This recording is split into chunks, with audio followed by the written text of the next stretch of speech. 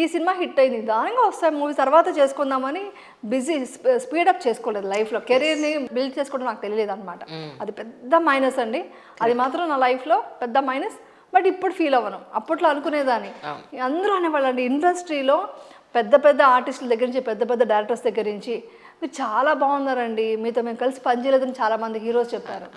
So అంటే అది తెలియడానికి అప్పటికే అయిపోయింది, ఏమంటారు గ్రాఫ్ ఫినిష్ అయిపోయింది. సో అది తెలుసుకునేసరికి నాకు తెలియకుండా పోయింది. సో ఇప్పుడు అదే అనుకుంటాను కదా, ఓకే నేను పెద్ద పెద్ద హీరోస్ చేయలేదు, పెద్ద పెద్ద సినిమాలు చేయలేదు, తక్కువ చిన్న బడ్జెట్తో చిన్న సినిమాలు హిట్ చేసుకున్న సినిమాలు ఉన్నాయి, ఇప్పటికీ గుర్తింపు ఉన్న క్యారెక్టర్స్ చేశారన్న ఒక తృప్తితో చేసుకున్నాను అంతే. మౌన పోరాటం కానీ ఎర్రమందారం కానీ మామగారి సినిమాలో కానీ చక్కగా బొద్దుగా ఎంత క్యూట్ గా ఉంటారో అసలు. అమ్మో నేను క్యూట్ అనుకోనండి, నాకు చాలా ఇష్టం. చాలా రిగ్రెట్ గా ఫీల్ అయ్యేది ఏంటంటే అప్పుడు నాకు డయట్ తెలియదండి. నాకు చెప్పాలంటే లేదు, నిజం చెప్పనా, గుండుగా ఉంటాను. లేదు ఇప్పుడు మీరు ఇంత ఫిట్ గా సన్నబడిపోయారు కదా, నాకు అప్పుడు నేమున గారే నాకు ఇష్టం. చాలా మంది చెప్తారండి ఈ మాట కదా. అవును, చాలా మందికి అలా ఉండడం ఇష్టం అంటారు. బాగున్నారు మీరు. అవును, అసలు ఫుల్ రౌండ్ చబ్బీ చీక్స్ అనమాట, గుండుగా ఉండేదాన్ని. తర్వాత తెలుసుకున్నా డైట్ అంటే ఏంటో అన్నీ కూడా తర్వాత తెలుసుకుంది. బాగా చిన్నప్పుడు అంతా జంక్ ఫుడ్ తిన్నానండి. ఏదో చిన్నప్పటి నుంచి వచ్చిన బాడీ మైండ్ ఇదంతా కాదు, ఇది అంతా నేర్చుకున్నదే. ఇది చిన్నప్పటి నుంచి బాగా జంక్ ఫుడ్ తినేదాన్ని, బాగా ఏమంటారు బాగా ఆడుకునేది అంతా ఉండేది కాబట్టి జంక్ ఫుడ్ వల్ల ఎక్కువ లావ్ అవ్వలేదు, కానీ ఎక్కువ అనమాట. సో అవన్నీ తర్వాత తెలుసుకున్న, ఇండస్ట్రీకి వచ్చాకే ఓ డయట్ అంటే ఏంటినే తెలుసుకున్నాను. కానీ వినోద్ కుమార్ గారు అంత హైట్ ఉన్నా మీ ఇద్దరి కాంబినేషన్ ఎంత బాగుండేదో అందరూ అంటారు కదా. అవును అవును, నిజంగా అసలు ఆ పర్సనాలిటీ, మీ ఇద్దరి హైట్ కి పర్సనాలిటీకి సంబంధం లేకుండా ఈవెన్ క్యారెక్టర్స్ కూడా అసలు ఆయన చాలా సీరియస్ గా ఉంటారు, నాకేమో చిన్నపిల్లల కోతి పనులు చేయడం ఇష్టం, ఫన్నీగా ఉంటాను. సో పెద్దగా మ్యాచ్ అయ్యేది కాదు. ఊరికే అందరూ అనుకుంటారు చాలా క్లోజ్గా యాక్ట్ చేస్తున్నారంటే బాగా థిక్ ఫ్రెండ్స్గా ఉంటారు అనుకుంటారు. బట్ ఆయన కొంచెం సీరియస్ టైప్, అంటే నాతో ఎక్కువ నేను అందుకు ఎక్కువ మాట్లాడేదాన్ని కాదు. సో ఆయనతో సో అందుకని హలో అంటే హలో, బాయ్ అంటే బాయ్ అంతే మాట్లాడేదాన్ని అనమాట. బట్ కాంబినేషన్ మాత్రం అంత హిట్ అయింది కాబట్టి అసలు ఇంత డిఫరెన్స్ అండి, ఇలా ఉంటారైనా ఇలా ఉంటాను నేను. మీరు నన్ను తలెత్తుకుని చేశారన్నట్టు చూడాలి, ఎవ్రీ టైం ఇలాగే చూడాలి. ఆయన కూడా అదే విసుగు అనమాట, బెండే నిల్చోవాలి. ఆయనకు ఆ విసుగు వచ్చేది ఎంతసేపు. తప్పలేదు కానీ దాసరి గారిని నేను ఇంటర్వ్యూ చేయగలిగే అదృష్టం నాకు దొరకలేదండి, కానీ వర్క్ చేసే అదృష్టం మీకు దొరికింది. ఆయన చాలా గొప్ప వ్యక్తి అని చెప్తారు. ఆయనతో ఒక్కసారి వెనక్కి వెళ్ళి ఏమైనా కొన్ని మెమరీస్ మాతో ఏమైనా షేర్ చేసుకుంటారా? కొన్ని మెమరీస్ అంటే ఆయన వచ్చేసి స్పాంటనేట్ అండి, అప్పటికప్పుడు సీన్ రాస్తారు ఆయన లొకేషన్లో వచ్చి, మన పర్ఫార్మెన్స్ని బట్టి కూడా సీన్ రాస్తారు ఆయన. సో అంటే నాకు పెద్దగా ఆయన డైరెక్షన్లో పెద్ద పెద్ద సీన్స్ అలాంటి క్యారెక్టర్ నేను చేయలేదు. మామగారు చేసినా కూడా ఆయన కో ఆర్టిస్ట్ అంతే, ఆయన డైరెక్టర్ కాదనమాట. సో ఆయన అప్పటికప్పుడు సీన్స్ రాసి అప్పటికప్పుడు స్పాంటినిటీగా వర్క్ చేయిస్తారు, యాక్ట్ చేయిస్తారు. అది అలా డైలాగ్స్ ఎలా రాయగలరు అనేసి మాత్రం నాకు అనిపిస్తూ ఉండేదన్నమాట. అప్పటికప్పుడు స్పాంటినిటీగా డైలాగ్స్ రాసి అప్పటికప్పుడు సీన్ డైరెక్ట్ చేయడం అనేది కొంచెం చాలా షాకింగ్గా ఉండేదన్నమాట. చాలా నేర్చుకోవచ్చు ఆయన దగ్గర అలాంటివంతా. ఎమోషన్స్ని బాగా తీసుకొస్తారు ఆయన యాక్ట్ చేయడం దగ్గర నుంచి, డైరెక్షన్, డైలాగ్ రైటింగ్, ఎవ్రీథింగ్.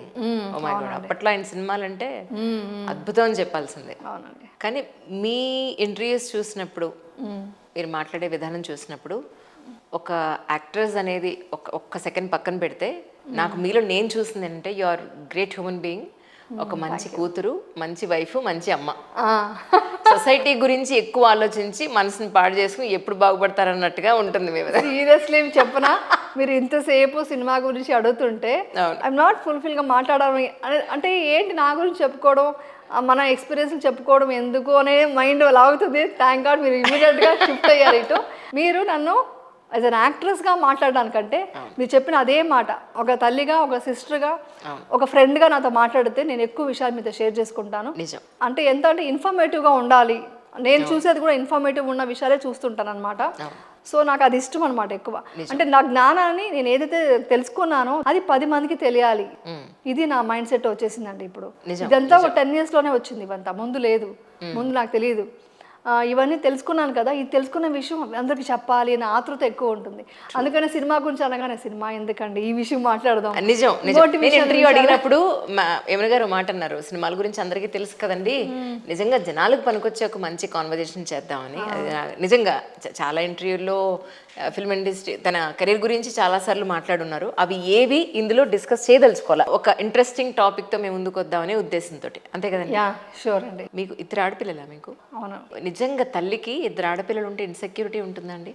అంటే అలా ఫీల్ అవుతే ఉంటుంది, కానీ అబ్బాయిలు అయితే ఇంకా కష్టం అండి కదా. ఈ రోజు అయితే కంట్రోల్ చేయడం చాలా కష్టంగా కంట్రోల్ చేయలేము.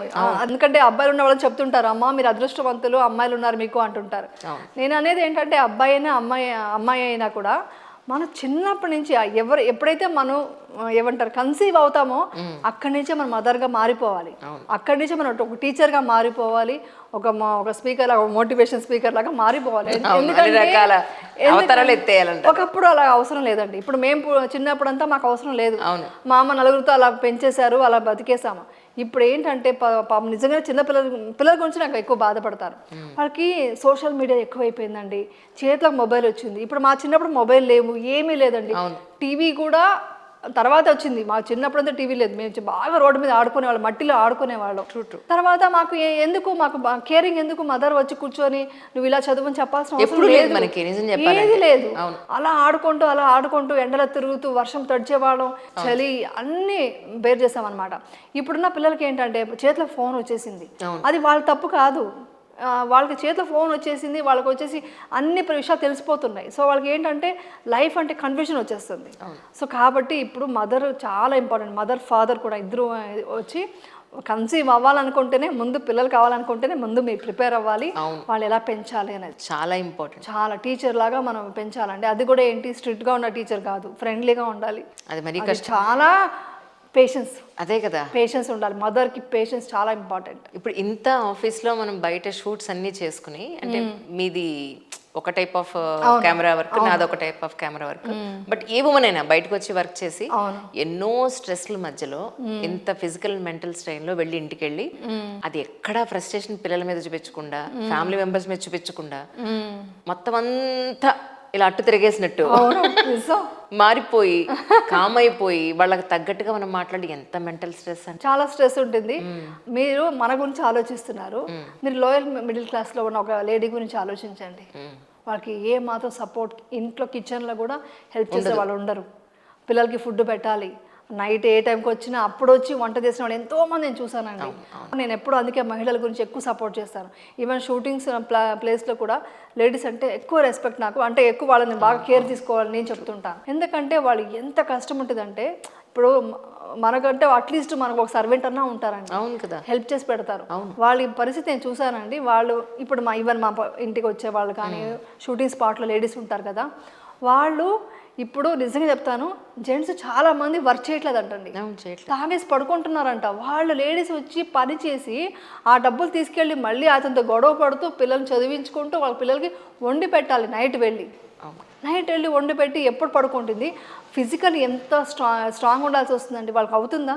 హార్మోన్ చేసి ఎంత వస్తుంది. అందుకే మాల్ న్యూట్రిషన్లోకి వెళ్ళిపోవడం, ఎన్నో రకాల హెల్త్ ఇష్యూస్ ఇవన్నీ ఉంటున్నాయి. అందుకని ఏం చేస్తానంటే నేను నా గురించి ఆలోచించక ముందు వాళ్ళని ఆలోచిస్తాను. మన సర్వెంట్ చూస్తాను, మన లొకేషన్ హెయిర్ డ్రెస్సర్స్ ఉంటారు, చాలామంది జూనియర్స్ వస్తారు. వాళ్ళందరినీ చూసినప్పుడు వాళ్ళకంటే మనం బెటర్, ఇంకా బాగా చేద్దాం, ఇంకా బాగా చూసుకుందామని ఎక్కువ నేను ఎందుకు ఇది చెప్తున్నానంటే, అంతమంది లేడీస్ అవస్థపడుతున్నారండి.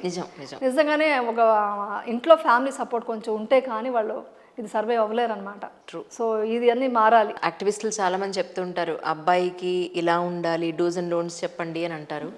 ఈ రోజుల్లో అమ్మాయిలకి చెప్పడం ఎక్కువైపోయింది, అమ్మాయిలకి కాదు చెప్పాల్సింది అబ్బాయిలకి చెప్పండి అని అంటున్నారు. మరి మీకు ఇద్దరు మీరేం చెప్తున్నారు పిల్లలకి, మీరేం చెప్తారు? నేను ఫస్ట్ చిన్నప్పటి నుంచి పెంచడమే ఏంటంటే కష్టం చూపించాలండి. కష్టం ఎందుకంటే పిల్లలకి అంత ప్యాంపర్ చేసి, ఇప్పుడు మనకు ఉందండి ఈరోజు ఉందనేసి నేను ప్యాంపర్ చేసి అన్ని కంఫర్ట్స్ ఇచ్చేసి వాళ్ళకి ఆ పెయిన్ తెలియకుండా, అంటే అది దొరకదు మనకు అన్నప్పుడు లోటు తెలియకపోతే వాళ్ళు ఇంకా షేర్ చేసుకోలేరు లైఫ్లో, ఏది బేర్ చేయలేరు అనమాట. సో వాళ్ళకి ఆ ఫెయిల్యూర్స్ని కూడా మనం ఎదురించి అలవాటు చేయాలి. ఫెయిల్యూర్స్ని, ఆ పెయిన్ని భరించే అలవాటు కూడా చేయాలి. సో చిన్నప్పటి నుంచి కూడా నేను ఏం చేస్తానంటే, అంత ఫెయిల్యూర్స్ మనం చూపించలేము కాబట్టి నేను విలేజ్ పంపించేదానండి. సమ్మర్లో మా ఇద్దరు పిల్లల్ని విలేజ్లో మా అత్తగారు మావయ్య ఉంటారు, వాళ్ళకి అక్కడ ఊర్లో ఎంత కష్టపడతారు అంటే ఎంత ఉన్నా కూడా పవర్ పోతుంది. ఆ పవర్ పోయినప్పుడు ఎలా పడుకోవాలి, అదృష్టం ఏంటి విలేజ్ లో ఉన్నారు, మీకు చాలా పంపించగలిగే అవకాశం దొరికింది. ఉంది అది దొరకలేదు. అందుకని పంపించేదా నేను, పంపించి ఆ మట్టిలో ఆడుకుంటారు. ఎలాగో రైతులు ఎంత కష్టపడతారు. మాకు మ్యాంగోస్ అన్నీ వచ్చేదన్నమాట. శనిక్కాయలు అంటే పీనట్స్ అంతా ఉంటాయి కదా, పల్లీలు ఇవంతా పండుతారు. ఆ పండినప్పుడు వాళ్ళకి ఎంత హార్డ్ వర్క్ చేస్తారు, అర్లీ మార్నింగ్ ఎలా లేస్తారు. ఇవన్నీ చూసి వాళ్ళకి ఓహో ఇంతంతా కష్టపడితేనే మనకు లైఫ్ ఉంటుంది. తర్వాత నా షూటింగ్స్ వచ్చేవాళ్ళు, మా అమ్మాయిల పిల్లలు షూటింగ్ వస్తే వాళ్ళు నాకు స్వెట్ అవుతుంది కదండి చూసి. ఒకరోజు మా అమ్మాయి ఏడ్చేసింది. ఎందుకంటే మీకు చెన్నై ఎలా ఉంటుంది తెలుసు కదా, చాలా వేడి. అక్కడేమో అమ్మవారి గెటప్ వేసుకొని యాక్ట్ చేస్తున్నా మొత్తం స్వెట్. వాళ్ళు 5 నిమిషాలు నిలబడలేకపోయారు. వాళ్ళు కేరళలో పంపించేశారు, మీ వల్ల కాదు నిలబడలేరు అని. అప్పుడు వాళ్ళు చూసి అమ్మ ఇంత కష్టపడుతుందా. ఇప్పటికీ చెప్తారండి ఎవరైనా ఏమైనా అంటే అంత ఈజీ కాదు యాక్ట్ చేయడం అంటే. అవును, మా మదర్ మేము చూసాం దగ్గర నుంచి. అంత వేడిలో అంత స్వెట్లో అంత కష్టపడి పని చేయాలి, నవ్వుతూ పని చేయాలి. చాలా మంది తెలియని విషయం ఏంటంటే, అంటే తప్పుగా అనుకోదు, కనీసం ఏదో దోమ కుట్టింది దురదొస్తుందని గోక్కోవడానికి కూడా ఉండదు. అవును ఇది నిజం. అవును, చెమటలు కారిపోతూ ఉంటే ఫేస్ మీద మాత్రం నవ్వు పెట్టాలి, నవ్వు పెడుతుండాలి. విగ్గు పెట్టేసి ఉంటారు, మేకప్ ఉంటే ఇంకోటి అంటే స్కిన్ బ్రీత్ అవ్వదు కదా, ఇంకా అనీజీగా ఉంటుంది. మేకప్ లేకపోతే తుడిచేసుకోవచ్చు ఇలాగా, మేకప్ ఉంటే ఇలా అనుకోవాలి. మీరు చెప్పిన కరెక్ట్, గోకడానికి లేదు, ఏమీ లేదు, స్వెట్ని ఇలా అనుకోవాలి అంతే. ఇలా అనుకొని మళ్ళీ నవ్వాలి. అది కోపం వస్తే కామ్గా ఎలా ఉండాలి, ఇక్కడ దొదొచ్చినా ఇలా అనుకుంటూ ఉండాలి తప్ప. ఇవన్నీ మా పిల్లలు చూసారు. సో మా అమ్మ ఓ ఇంత కష్టంలో కూడా ఇలా వర్క్ చేస్తారా ఆర్టిస్ట్ అంటే ఈజీ కాదు. ఫస్ట్ పాయింట్ అది తెలిసింది. దాని తర్వాత ఈ విలేజ్లోకి వెళ్ళడం, అన్ని కష్టాలు చూపిస్తూ అలా పెంచాను అనమాట. ఇదేదో ఫోర్స్గా చేయడం కాదు, వాళ్ళకి తెలియకుండా అవేర్నెస్ క్రియేట్ చేయాలి. అది నేను చేస్తూ వచ్చాను. అది ఈ విషయం నాకు కొన్ని రిగ్రెట్స్ ఉన్నాయండి. మీరు చెప్పిన తర్వాత నాకు అనిపించిందంటే, యాక్చువల్లీ విలేజ్లో మీకు కొన్ని మూలాలు ఉండడం వల్ల మీరు పిల్లల్ని అటువైపు పంపించగలిగారు. మాకేమో అందరూ సిటీలో ఉండిపోవడం వల్ల అసలు విలేజెస్ పిల్లలకి పెద్దగా తెలీదు. అండ్ మోర్ ఓవర్ నేను స్టార్టింగ్ నుంచి విలేజ్ లో పెరగడం అంటే మీరు ఒక మదర్, నేను ఒక మదర్ లా మాట్లాడుతున్నాను ఇక్కడ. అంతే, జర్నలిస్ట్ అనేది పక్కన పెట్టేద్దాం. సో నేనేమనుకున్నా, నేను తెలుగు మీడియంలో చదివాను, కింద నేల మీద కూర్చున్నాం, బెంచ్లు కూడా లేవు. 10th క్లాస్కి వచ్చాక బెంచ్లు వచ్చాయి మాకు. ఏ బెంచ్లు? నేల బెంచ్లే. అది కూడా ఒక హైట్ లో ఉన్న బెంచ్లు కావు. గవర్నమెంట్ స్కూల్స్ లో ఇంత కష్టపడి చదువుకున్నాం. ఏముందిలే మంచి స్కూల్లో జాయిన్ చేయాలని ఒక పెద్ద స్కూల్లో, కార్పొరేట్ స్కూల్లో జాయిన్ చేశాను. అంటే అది కూడా చాలా వాల్యూస్ ఉన్న స్కూలే. కానీ నేనేమనుకున్నా, లాంగ్వేజ్ బ్యారికేడ్స్ వీళ్ళు దాటాలి, నేను చాలా ఇబ్బంది పడ్డానని. కానీ నేను అక్కడ జాయిన్ చేసిన పాయింట్ ఆఫ్ వ్యూ వేరే, వాళ్ళు నేర్చుకున్నది వేరే. నా ప్రాబ్లం అక్కడి నుంచి స్టార్ట్ అయింది. ఓకే, వాళ్ళు అక్కడ నేర్చుకునేది లాంగ్వేజ్ తో పాటు మిగతా వాళ్ళందరి పీర్ ప్రెజర్స్ అన్ని వాళ్ళ మీద ఉన్నాయి. ఓకే, వాళ్ళు వచ్చే కార్లు, వాళ్ళు వేసుకునే బట్టలు, యూనిఫామ్స్. ఒక రోజన్నా యూనిఫామ్ లేకుండా వీళ్ళు బయట కలవడం, బయట కాఫీ డేలో కలవడాలు. ఇది నేను చాలా ఆశ్చర్యపోయాను. వాళ్ళు 7th, 8th, 10th వచ్చేటప్పటికి ఎలా అంటే అసలు మనం ఉన్న పరిస్థితికి వాళ్ళు డిమాండ్ చేసేదానికి నక్కకి నాగలోకానికి ఉన్నంత తేడాతో వచ్చేసారు వాళ్ళు. ఆ స్టాండర్డ్స్ మనం పెంచాలి అని అంటే మనం ఆర్థికంగా ఉండాలి కదా. అవును, ఒకే మెటీరియల్ మనకి వెస్ట్ సైడ్ లో దొరుకుతుంది, రిలయన్స్ లో దొరుకుతుంది, రకరకాల ఇంకొంచెం బ్రాండ్ పెరిగే కొద్దీ పెరుగుతుంది. కానీ కాస్ట్ పెరుగుతుంది, అందులో క్వాలిటీ పెరుగుతుంది. ఇక ఈ క్వాలిటీ నచ్చుతూ నాకు అదే నచ్చుతుంది అనే స్టేజ్కి వెళ్ళిపోయిన తర్వాత మనం కిందకి తీసుకురావడం చాలా కష్టం అయిపోతుంది. దానికి టిప్స్ చెప్పనా మీకు? ప్లీజ్. మీరు అడిగే ప్రతి దానికి ఒక ఆన్సర్ ఉంటుంది మన దగ్గర, వెతకాలి. అప్పుడు ఏం చేయొచ్చు అంటే ఆర్ఫనేజ్ తీసుకెళ్ళాలండి. ఆర్ఫనేజ్ తీసుకెళ్ళి మా పిల్లలు చూపించాను. స్కూల్లో కూడా తీసుకెళ్ళి ఆర్ఫనేజ్ పిల్లలు ఎలా ఉంటారో వాళ్ళతో ఒక రోజు స్పెండ్ చేయడం, అది నేను చేశాను అనమాట. సో వాళ్ళని చూపించినప్పుడు మనకి ఎంత గ్రేట్ అనే ఫీలింగ్ వాళ్ళకి తెలియకుండా అండి. అది ఏది తెలిసి పిల్లలకి ఫోర్స్గా మనం చెప్పలేము, వాళ్ళు వినరు కూడా, రివర్స్ అవుతారు. ఏంటి ఎంతసేపు అంటారు, అది అలా చేయకూడదు. చాలా తెలియకుండా ఆర్ఫనేజ్ పిల్లలు చూద్దామా, వెళ్ళి వాళ్ళకి ఫుడ్ పెడదామా, ఈరోజు వాళ్ళతో కొంచెంసేపు ఆడుకుందామంటే అప్పుడు తెలుస్తుంది కదా వాళ్ళకి ఆ వాల్యూ ఏంటనేది. ఈవెన్ మీరు చెప్పింది నేను ఫేస్ చేశాను. యాక్చువల్లీ నేను కూడా ఊటీలో మంచి స్కూల్లో సేమ్ ఇంగ్లీష్ బాగా నాలెడ్జ్ రావాలి, ఒక రేంజ్లో వీళ్ళు ఒక లెవెల్లో ఊహించుకుంటాం కదా, అలా ఊహించుకుని స్కూల్లో వేశాను. అక్కడ అందరూ వచ్చేవాళ్ళంతా ఆడి BMW ఆ లెవెల్లో కార్లో వచ్చారు. మేము అంటే నేను ఖర్చు పెట్టడం నాకు ఇష్టం ఉండదు. ఉన్న దాంట్లో మనం ఇదిగా ఉండాలి. ముందుగానే BMW కార్ తీసుకోవాల్సినంత అవసరం నాకు రాలేదు. సో అప్పుడు మా కారు హోండా అమేజ్ ఉంది. నేను ఆ హోండా అమేజ్లోనే వెళ్ళినప్పుడు ఫస్ట్ తెలియదు కదా, చిన్న అమ్మాయికి తెలియదు, పెద్ద అమ్మాయి కంటే కొంచెం ముందే చెప్పేశాను. చిన్న అమ్మాయికి అప్పుడే కొత్త కాబట్టి, మమ్మీ వాళ్ళంతా BMW వస్తున్నా, నువ్వు స్టార్ ఆర్టిస్ట్వి కదా, నువ్వు కూలర్స్ గాగల్స్ కూడా వేసుకోవు, స్టైలిష్ డ్రెస్ వేసుకోవు, ఏదో కుర్తీ వేసుకొని ఇలా వచ్చావు, నువ్వు ఇలా రా, ఇలా వేవ్ చెయ్యి అని అలా ఊహించుకుంటుంది. కొంచెం యాటిట్యూడ్ చూపించు, నువ్వు ఏంటి ఎలా వస్తున్నావు, కూలర్స్ రాకూడదు, ఇలా స్టైల్ గా ఇలా అనాలి కదా, అందరూ ఎక్స్పెక్ట్ చేస్తున్నారు ఆర్టిస్ట్ ఏమన్నా మీ మదరా అనేసి అంటున్నారు. అంటే అలా కాదు, ఆర్టిస్ట్ని నేను కెమెరా ముందు మాత్రమే, ఇక్కడికి వస్తే యాజ్ ఏ మదర్గా ఉంటాను. మనం ఎంత డౌన్ టు అర్త్ ఉంటే అంత మనం ఎదుగుతామురా. ఇది వచ్చి నేను మీకు మంచి ఎడ్యుకేషన్ ఇవ్వాలనే ఉద్దేశంతో మనం ఈ స్కూల్ సెలెక్ట్ చేశాము. అది కూడా ఊటీ నా ఇంట్రెస్ట్ కాదు, నేను డిపిఎస్లో చదివించేదాన్ని అనమాట. మా వారికి ఏంటంటే అక్కడ సిస్టమేటిక్గా చదువుతారు, ఎందుకంటే ఆయన కొంచెం ఇష్టం హాస్టల్ ఫీలింగ్ అనమాట. నేను ఫుల్గా ఏడ్చాను, యాక్చువల్లీ ఇష్టమే లేదు నాకు. బట్ ఆయన చెప్పిన ఒక పద్ధతి కోసం లేదు, అది ఆ డిసిప్లిన్ కూడా రావాలి వాళ్ళకి, నేర్పిద్దామని ఆయన ఇంట్రెస్ట్తో జాయిన్ చేసామన్నమాట. సో అప్పుడు ఇలా అన్నీ చెప్తూ అలా వాళ్ళకి అలా తెలియకుండా మనకు చూపించాలి, చూపిస్తేనండి వాళ్ళ విజన్ చూస్తేనే వాళ్ళకి తెలియకుండా మైండ్లో సబ్కాన్షియస్ మైండ్లో ఫిక్స్ అవుతుంది. మనం ఎంత ఉన్నా ఒదిగి ఉండాలి అని తెలుసుకుంటారు, అది చేయాలి. అదే ఇవన్నీ చాలా మంది తెలియదు కాబట్టి నేను చెప్పడానికి ఈ ఇంటర్వ్యూస్కి వస్తున్నాను. ఎందుకంటే నేను మాట్లాడేది కూడా చాలామంది అనుకుంటారు వీళ్ళు డబ్బు ఉంది కాబట్టి అన్నీ మాట్లాడతారని. కాదు, నేను మాట్లాడేదంతా లోయర్ మిడిల్ క్లాస్, వాళ్ళకే ఎక్కువ సమస్యలు ఉంటుంది. సో వాళ్ళ గురించి మాట్లాడడానికి నేను ఇలాంటి విషయాలు సినిమాలో చెప్పినట్టు ఇవన్నీ డబ్బున్న వాళ్ళ కష్టాలని అవి వేరే ఉంటాయి. డబ్బు ఎక్కువ ఉండే కష్టాలు వేరేలా ఉంటాయి, డబ్బే లేదనుకోండి వాళ్ళకి ఇంకా నరకం, అది వేరే. మనం మెంటలీ ఎక్కువ సిక్ అయ్యేది మిడిల్ క్లాస్ వాళ్ళే, middle class lower middle class వాళ్ళే, వాళ్ళకి ఎక్కువ సిక్ అవుతారు. ఇటు వెళ్ళలేరు, ఇటు వెళ్ళలేరు. ఎగ్జాక్ట్లీ, అది చాలా నరకం అండి. అది నేను చాలా మంది చూసాను. నిజం. ఒక్కసారి పెళ్ళైన తర్వాత ఇంటి బాధ్యతలు, పిల్లల బాధ్యతల్లో మన ఆరోగ్యం జనరల్గా పట్టించుకోరు. అవును.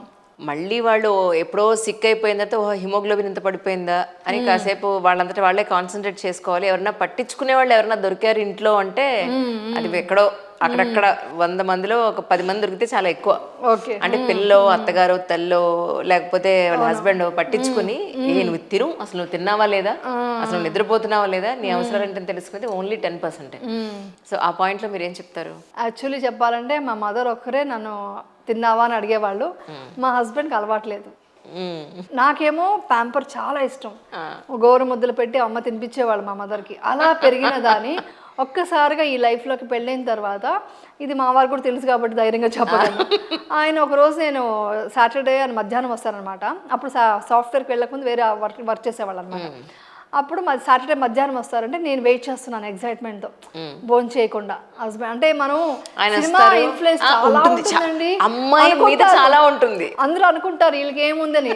సినిమాలో యాక్ట్ చేసి కాలు దండం పెట్టడాలు, ఇలా అనుకోవడాలు, ఇవన్నీ ఎక్కువ ఉంటాయి నిజంగా. నేను 3:30 అవుతుంది, మా కో సిస్టర్ చెప్తుంది ఈ ఇంట్లో అలాంటి సెంటిమెంట్స్ వాళ్ళకి లేరు, ఎప్పటికీ ఆకలేసి తినేయడమే ఇక్కడ అని అంటే, నో మా హస్బెండ్ వస్తే ఆయన కలిసి తినాలి నేను అనేసి వెయిట్ చేస్తుంటే ఆయన కరెక్ట్గా వచ్చారు.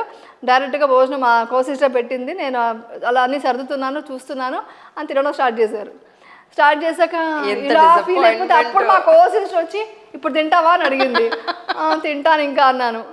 ఆ రోజు ఆయన అన్నారు, చూడు ఆకలేస్తే నువ్వు తిను, నాకు ఇలాంటి సెంటిమెంట్స్ లేవు, తిన్నావా అని అడగటము, తినిపించడం ఇవన్నీ నాకు లేవు, నీకు ఆకలేస్తే నువ్వు తిను, నాకు ఆకలేస్తే నేను తింటాను అన్నారు.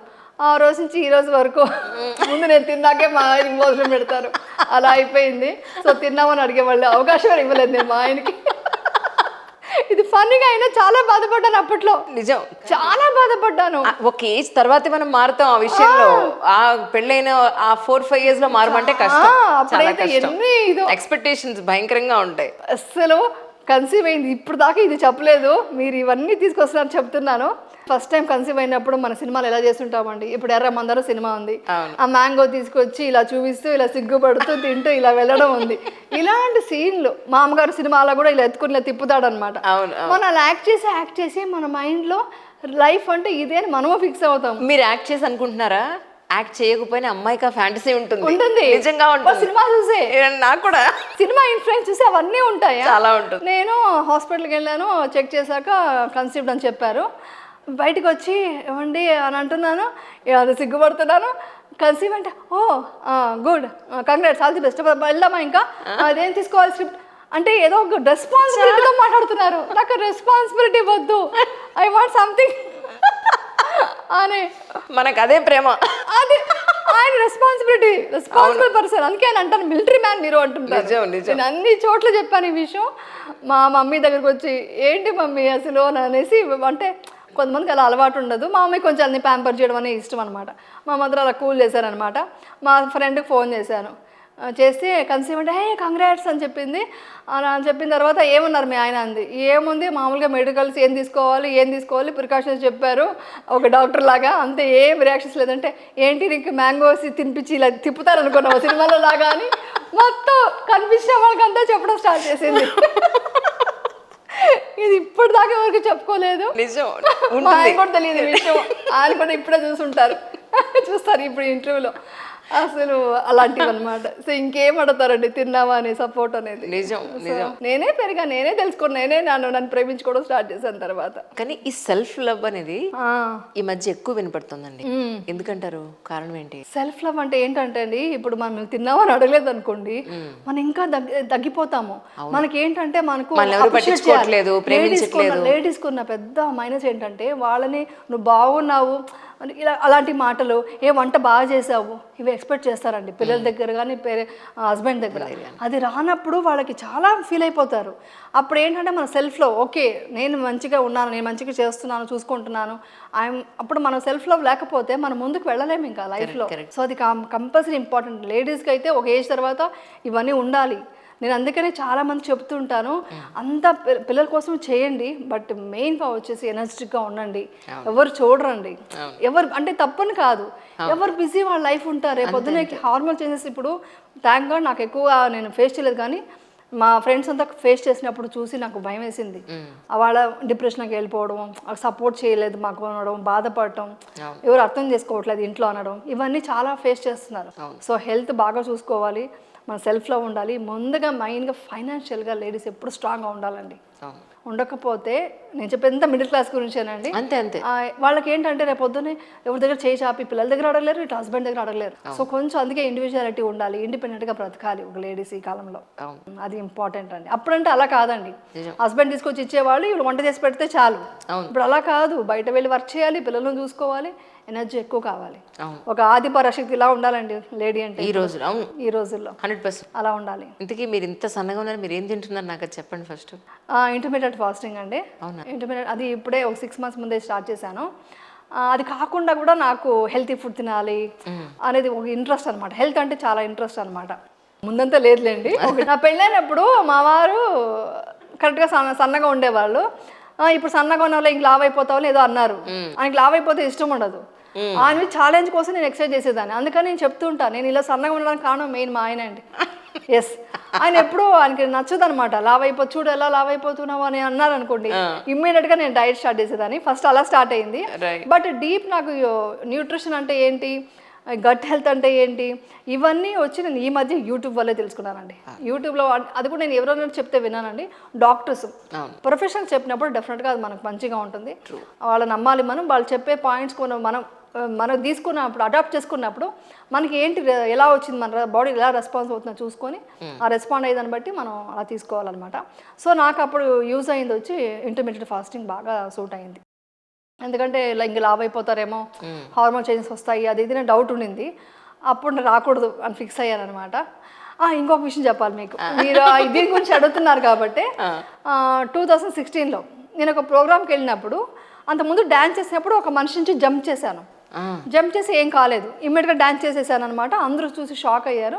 ఇది చూసి పాపం డైరెక్టర్ గారు ఫన్నీగా ఉంటుందని ఒక ప్రోగ్రాంలో మీ పైనుంచి పడండి అన్నారు. అది లేదా నేను పడను అని చెప్పాను.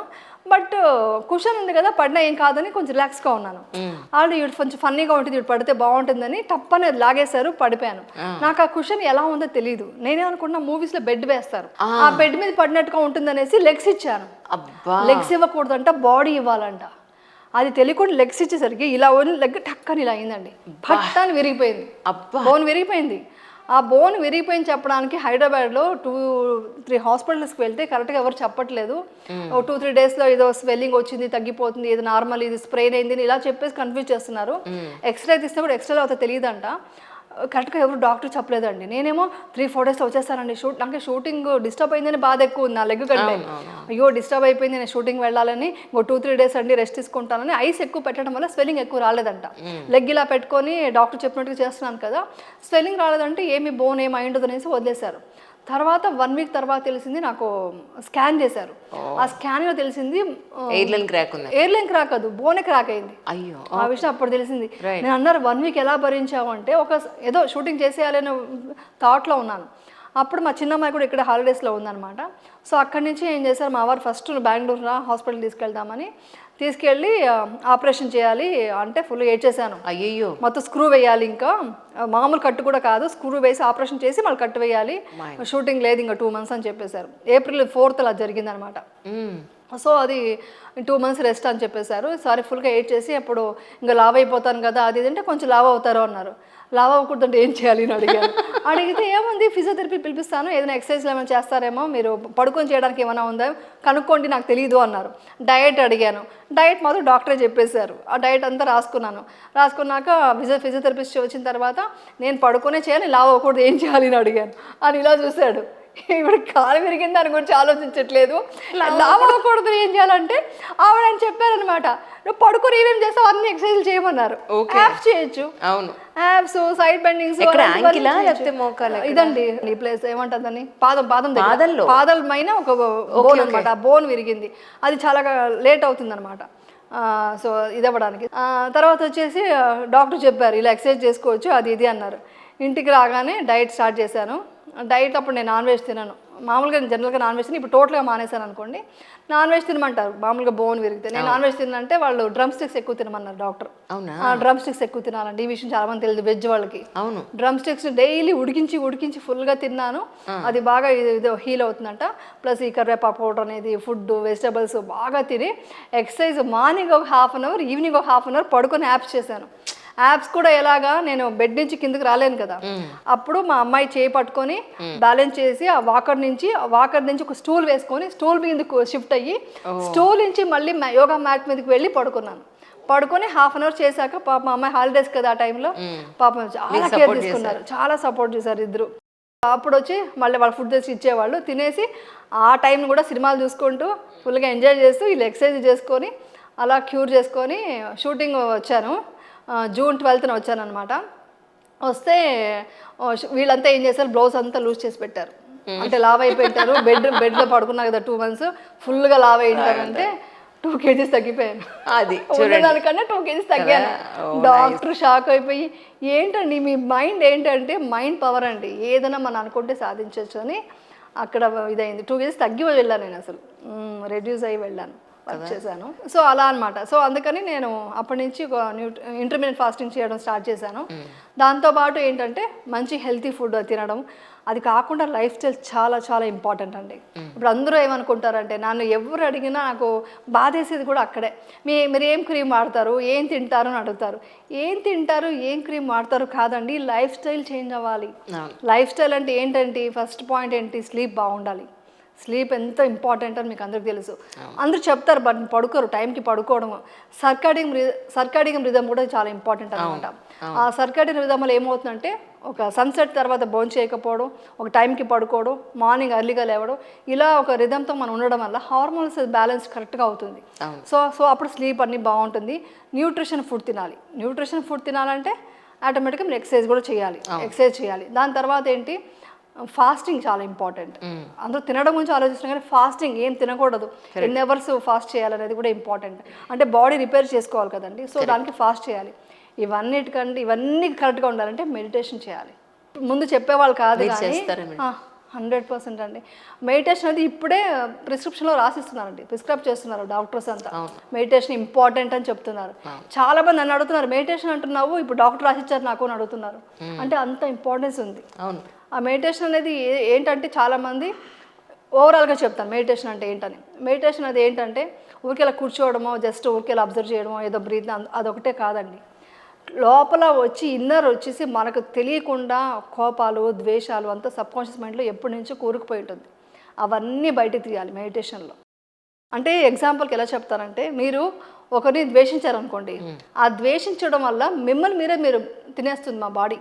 ఎలా అంటే మరి ఎదుటి వాళ్ళని ద్వేషిస్తామంటే మన బాడీలో ఇది ప్రూవ్ అనండి, నేను చెప్పేదంతా సైంటిఫిక్ అండి, ఏది భ్రమ ఏదో విన్నది కాదండి, సైంటిఫిక్గా ప్రూవన్, అదంతా చూసి నేను చెప్తున్నాను. సో మన బాడీ సెల్స్ ఏం చేస్తుందంటే మనం ఎవరైనా ద్వేషిస్తుంటే మన సెల్స్ కన్ఫ్యూజ్ అయిపోయి ఎప్పుడూ సెల్స్ వచ్చి ఒక మ్యూజిక్ లా ఉండాలి, అలా మంచి మ్యూజిక్లో ఉన్నట్టు అలా హాయిగా ఉన్నట్టు ఉండాలి, డ్యాన్స్ చేసినట్టు డ్యాన్సింగ్లా ఉండాలి. అలాంటి సెల్స్ ద్వేషిస్తే మీరు చూడండి, ద్వేషం ఉన్నప్పుడు బ్రీత్ డిఫరెన్స్ వస్తుంది. అదేమవుతుందంటే మన సెల్స్ కన్ఫ్యూజ్ అయిపోయి ఇమ్యూనిటీ సిస్టమ్ని దెబ్బతింటుంది. సో హార్మోనల్స్ కరెక్ట్గా ఉండాలా, ఇమ్యూనిటీ సిస్టమ్ బాగుండాలి, ఇవన్నీ బాగుండాలంటే మెడిటేషన్ అంత ఇంపార్టెంట్. ఆ మెడిటేషన్ ద్వారా ఈ కోపాన్ని కానీ ద్వేషాన్ని కానీ జలస్ చాలా చాలా డేంజరస్, కనపడదు కానీ మనిషిని అలా తినేస్తుందండి జలస్ అనేది. ఇవన్నీ వదిలేస్తే ఆటోమేటిక్గా మీకు నిద్ర బాగా వస్తుంది కదా. మీరు ఎవరి గురించి ఆలోచించకుండా మీ గురించి మీరు మీ ఆరోగ్యం గురించి మీరు ఆలోచించుకుంటూ పడుకుంటే మంచి నిద్ర వస్తుంది. నిద్రపోయారనుకోండి మార్నింగ్ లేచి మంచిగా ఎక్సర్సైజ్ చేస్తారు, మంచిగా తింటారు, తిన్నది అరగేట్టుగా మంచిగా ఉంటుంది. సో ఇవన్నీ మెటబాలిక్ సిస్టమ్ బాగుంటుంది. ఇవన్నీ బాగున్నప్పుడు ఒక 14 అవర్స్, నేనైతే 14 అవర్స్ చేస్తానండి. 12 అవర్స్ మస్ట్ చేయాలి. ఎవరైనా కూడా లైఫ్లో ఎవరైనా కూడా చేయాల్సింది ఫాస్టింగ్ 12 అవర్స్. షుగర్ బీపీ ఏ ఉన్నా కూడా చేయొచ్చు 12 అవర్స్, దానికి ఏమి హార్మ్ఫుల్ కాదు. సో అందుకని నేనేంటి ఈవినింగ్ 6:30 తినేసాను అనుకోండి, మార్నింగ్ 10 వరకు ఏం తిన్నాం, 10 to 6 అని పెట్టుకున్నాను. ఎందుకంటే నాకు షూటింగ్ టైమ్స్ అలా ఉంటుంది కాబట్టి 6 o'clock బ్రేక్ ఇస్తారు మాకు. సో 6 ఒకసారి 6:30 కూడా అయిపోతుంది, ఒక హాఫ్ అన్ అవర్ అటు ఇటు అయినా పర్లేదు. ఆ టైంకి నేను డిన్నర్ ఫినిష్ చేస్తాను. ఇలా చేయడం వల్ల లైఫ్ స్టైల్ బాగుంటుంది. లైఫ్ స్టైల్ బాగుంటే ఆటోమేటిక్గా మీ స్కిన్ బాగుంటుంది, మీ గ్రోత్ హార్మోన్ బాగుంటుంది, హ్యాపీ హార్మోన్స్ ఎక్కువ ఉంటే మీ స్కిన్ గ్లోయింగ్గా ఉంటుంది. కార్టిజాల్ పెరిగితే ఏమవుతుంది, మొత్తం అన్ని ప్రాబ్లమ్స్ స్టార్ట్ అవుతాయి అంతే. ఇంకా ఒకటంటే మెయిన్ స్ట్రెస్ అండి. ఈ మధ్యలో మనం ఎలిమినేట్ చేయాల్సిన విషయం ఏంటంటే స్ట్రెస్ అండి. స్ట్రెస్ అనేది స్ట్రెస్ ఇప్పుడున్న దీంట్లో అడిక్షన్స్ అండ్ బ్యాడ్ హ్యాబిట్స్ ఇవన్నీ పోవాలి, ఇవన్నీ కంపల్సరీ తీసేయాలి ఇవంతా. ఎందుకంటే స్ట్రెస్ వల్ల ఏమవుతుందంటే మీకు టోటల్గానే ఏమంటారు, మొత్తం హార్మోన్ చేంజెస్ వస్తాయండి, మొత్తం గట్ హెల్త్ బ్యాడ్ అవుతుంది, ప్రాబ్లం అవుతుంది స్ట్రెస్ వల్ల. మీకు అదే అంటారు కడుపు మండిపోతుంది అంటారు కదా, తెలియకుండా అన్నారు పెద్దవాళ్ళు, అదంతా స్ట్రెస్ వల్ల టెన్షన్ ఎక్కువైపోతుంది, గట్ హెల్త్ బాగుండదు. గట్ హెల్త్ బాగోకపోతే మీకు గుడ్ బ్యాక్టీరియా ఉండదు, బ్యాడ్ బ్యాక్టీరియా ఎక్కువైపోతుంది. గుడ్ బ్యాక్టీరియా ఉంటేనే మీకు మొత్తం బాగుంటుంది. సో ఇవన్నీ స్ట్రెస్ పోవాలంటే దానికి కూడా డాక్టర్స్ ఏం చెప్పారు తెలుసా మీకు, మీరు ఎవరైనా వెళ్ళి స్ట్రెస్ పోవాలంటే ఏమంటారండి, మెడిటేషన్ చేయమంటారు, తర్వాత బ్రీతింగ్ ఎక్సర్సైజ్ చేయమంటారు. బ్రీతింగ్ ఎక్సర్సైజ్ చాలా ఇంపార్టెంట్. ప్రతి ఒక్కరు అంటే బ్రీతింగ్ సింపుల్గా మీరు ఏమి రాదు నాకు మెడిటేషన్ ఏమి రాదు అనేవాళ్ళు ఇది ఇన్హలేషన్ వచ్చేసి తక్కువ తీసుకొని ఎక్సలేషన్ ఎక్కువ చేయాలి, ఎక్కువ సెకండ్స్ చేశారండి. ఇది సింపుల్గా ఎవరన్నా ఎక్కువ స్ట్రెస్గా ఉందని అనుకున్నప్పుడు జస్ట్ ఒక 2 minutes అక్కడ కూర్చొని ఒక చోటున ఇలా బ్రీత్ అంటే ఊపిరి తీసుకోవడం తక్కువ, వదలడం ఎక్కువ చేస్తేనే మీకు స్ట్రెస్ పోతుంది. తర్వాత నవ్వుతూ ఉండాలి, హ్యాపీగా ఉండాలి. చాలాసార్లు చెప్పాను, వాటర్ స్ప్లాష్ చేయాలి, చల్లటి వాటర్ స్ప్లాష్ చేస్తే కూడా ఆ స్ట్రెస్ ఆ టైంకి తగ్గుతుంది అనమాట. సో స్ట్రెస్ వల్ల చాలా డేంజర్ ఉందండి, అది తగ్గించు. మీరు ఎలా ఇవన్నీ తెలుసుకోవాల్సిన అవసరం పడింది? యాక్చువల్లీ ఏంటంటే నాకు ఒక డైట్ చేద్దామని స్టార్ట్ చేశాను అనుకోండి, ఆ డైట్ సంబంధించి చూసాను అనుకోండి, డైట్కి ఉంటుంది ఎక్కడ చూసినా పీస్ఫుల్గా ఉండాలి, హ్యాపీగా ఉండాలి, స్ట్రెస్ ఉండకూడదు అంటారు. చెప్పడం ఈజీ, బట్ స్ట్రెస్ ఎలా పోతుంది అలా తెలుసుకోవాలి. ఓహో దీనికి ఇది రిలేటెడ్గా ఉందా, ఓహో స్లీప్ బాగుండాలి, స్లీప్ స్ట్రెస్ ఉంటే స్లీప్ రాదు. మొత్తం అన్ని 5 అండి, ప్రతి ఒక్కరికి 5. మీరు హెల్తీగా ఉండాలి, అందంగా ఉండాలి, గ్లామర్గా ఉండాలి, ఏజ్ ఎక్కువకూడదు, మీరు ఏమైనా అనుకోండి, వాట్ నాట్ ఏదైనా చేయాలనుకుంటే మీరు గుర్తుపెట్టుకోవాల్సింది స్లీపింగ్, దాని తర్వాత న్యూట్రిషన్ ఫుడ్, తర్వాత ఎక్సర్సైజ్ చేయాలి, ఫాస్టింగ్, మెడిటేషన్. ఈ 5 ఇది గుర్తుపెట్టుకోండి, లైఫ్ హెల్తీగా ఉంటుంది, హ్యాపీగా ఉంటారు. పర్ఫెక్ట్. యాక్చువల్లీ ఇప్పుడు నేను చెప్పిన విషయాలన్నీ పాటించాలంటే చాలామంది కమెంట్స్ అడుగుతుంటారు, డబ్బులు ఉన్నాయి కాబట్టి మీరు ఏదో చెప్తారు, మా కష్టాల్లో ఉన్నాము అంటారు. నేను చెప్పిన నిద్రపోవడం కానీ న్యూట్రిషన్ కొంచెం డబ్బు ఖర్చు పెట్టచ్చు, ఎక్సర్సైజ్ కానీ ఫాస్టింగ్ కానీ మెడిటేషన్కి దీనికి డబ్బులు ఖర్చు లేవు. ఓన్లీ మనం సంపాదించుకోవాల్సింది తినడానికి, భోజనం చేయడానికి, అదొక్కటే మనం సంపాదించుకోవాలి. అది మనం లైఫ్ రావడానికి మనం కష్టపడి పని చేయాల్సిందే. ఇంకొకటి ఏంటంటే సైన్స్లో చెప్పేది కూడా, ఒక మనిషి ఎప్పుడు దాకా పని చేయాలనుకుంటున్నారు, ప్రాణం ఉన్నంత వరకు మజిల్స్. యాక్చువల్లీ చెప్పాలంటే ఇంకోటి మొత్తం మనం తెలుసుకున్నారు ఏంటంటే 70 years అయినా కూడా ఎక్సర్సైజ్ చేసే వాళ్ళ బాడీలో వచ్చేసి మజిల్స్ అంతా చాలా టైట్గా బాగుంటుందంట, ఆ చేంజెస్ కనిపిస్తున్నాయంట. సో మనకు ఎంత కుదిరితే అంత మనం కష్టపడి పనిచేయాలని ఉండేటప్పుడు ఫుడ్ కోసం మనం సంపాదించుకోలేమా, కాబట్టి ఎవరు ఆ క్వశ్చన్ అడగండి, మేము డబ్బులు ఉన్నాయి కాబట్టి మీరు చెప్తారు డబ్బులు అనకండి. డబ్బులు అనేది కొంతవరకు బేసిక్ నీడ్ మనం సంపాదించుకుంటాం. ఫుడ్ కావాల్సిన వరకు మన ప్రాబ్లం లేదు. ఇంకేమైనా లగ్జరీ కావాలి, మనకు ఇల్లు, కారు, బంగ్లా, ఏసీ కావాలంటే డబ్బులు కావాలి. మనం చెప్పే మన ఆరోగ్యాన్ని కాపాడుకోవడానికి పెద్దగా డబ్బులు అక్కర్లేదు. ఎందుకంటే అప్పట్లో ఎంత డబ్బు ఉండే సంపాదించుకొని 10 మంది ఇంట్లో పిల్లలు ఉండేవాళ్ళు, వాళ్ళు ఆరోగ్యంగా లేరా అప్పుడు? సో మన లైఫ్ స్టైల్ మార్చుకుంటే మళ్ళీ బ్యాక్ టు మన పూర్వీకుల్లాగా మనం చేసుకోగలిగితే డెఫినెట్గా అందరూ హెల్తీగా ఉంటాము. ఆ దీనికి వెళ్ళగలగాలి, ఆ సాధన చేయాలి, ముందు మైండ్ పవర్ఫుల్గా ఉండాలి, అంతే. కానీ మీరు ఇటువైపు డివోషనల్ పాయింట్ ఆఫ్ వ్యూలో ఎప్పుడు వచ్చారు? ఈ ధర్మం అనండి, లేదంటే కర్మ అనండి, వీటి గురించి అసలు మీరు ఎందుకు రీసెర్చ్ చేశారు? జనరల్గానే నాకు కొంచెం స్పిరిచువల్గా వెళ్ళడం ఇష్టం. నాకు పెళ్లి చేసుకోవడం కూడా ఇష్టం ఉండేది కాదు. అంటే నా లోపల ఉంది అది, కానీ నాకు రూట్ దొరకలేదు. ఇంట్లో వాళ్ళు ఒప్పుకోరు కదండి, పెళ్లి చేయాలి టైంకి, అదే అనుకుంటారు. సో పెళ్ళి అనగానే పిల్లలు ఇలా వెళ్ళిపోయాను, కానీ నా మైండ్లో వచ్చి ఇది కాదు లైఫ్ అంటే, ఇంకేదో ఉంది, మేకప్ వేసుకోవడమో, యాక్ట్ చేయడమో, డబ్బులు, నగలు, చీరలు, దాని మీద నాకు లేదని చెప్తే కూడా ఎవరు నమ్మరు. ఉండేది కాదు, నాకు ఇంకేదో ఉంది లైఫ్లో, ఇంకేదో చేయాలని ఉంది అనిపించేది అనమాట. ఇదంతా యూనిక్గా ఉన్నట్టు కాదు. ఇప్పుడు అందరూ శారీస్ మంచిగా కట్టుకుంటారు, అందరూ జ్యువెలరీ వేసుకుంటారు, అందరూ ఫంక్షన్కి వెళ్తారు. What is the difference? ఏముంది దాంట్లో? కొత్తగా ఇంకేదో మనం కనుక్కోవాలి, హ్యాపీనెస్ ఇంకెక్కడో ఉంది అని అనుకునేదాన్ని. అది నాకు విపశ్యన ద్వారా తెలిసింది, హ్యాపీనెస్ ఎక్కడ ఉందన్న విషయం. ధర్మం అండి. ధర్మం అంటే ఏంటంటే మా అందరూ అనుకుంటారు సంప్రదాయం అనుకుంటున్నారు. ధర్మం అంటే సంప్రదాయం, కట్టు బొట్లు ఇలా ఉండడం, ఇలా పూజ చేయడం, ఇది కాదు ధర్మం అంటే. ధర్మం అంటే ఎదుటి వాళ్ళకి మోసం చేయకుండా, అబద్ధాలు చెప్పకుండా, వాళ్ళని హింసించకుండా, వాళ్ళ చేతించి భోజనం మనం లాగేసుకోకుండా, మన కష్టపడి మన పని చేస్తూ 10 మంది మంచిగా ఉండాలని కోరుకుంటే అది ధర్మం. అది పాటిస్తే మనసు నిర్మలగా ఉంటే అది మీరు అప్పుడు ఏ పూజ చేయక్కర్లే, మీరు ఏ సంప్రదాయాన్ని పాటించక్కర్లా. కరెక్ట్. మీరు కరెక్ట్ వర్డ్ చెప్పారు. నేను కొంతమందిని చూస్తుంటాను బయట, అంటే బాగా అబ్జర్వ్ చేస్తుంటాను.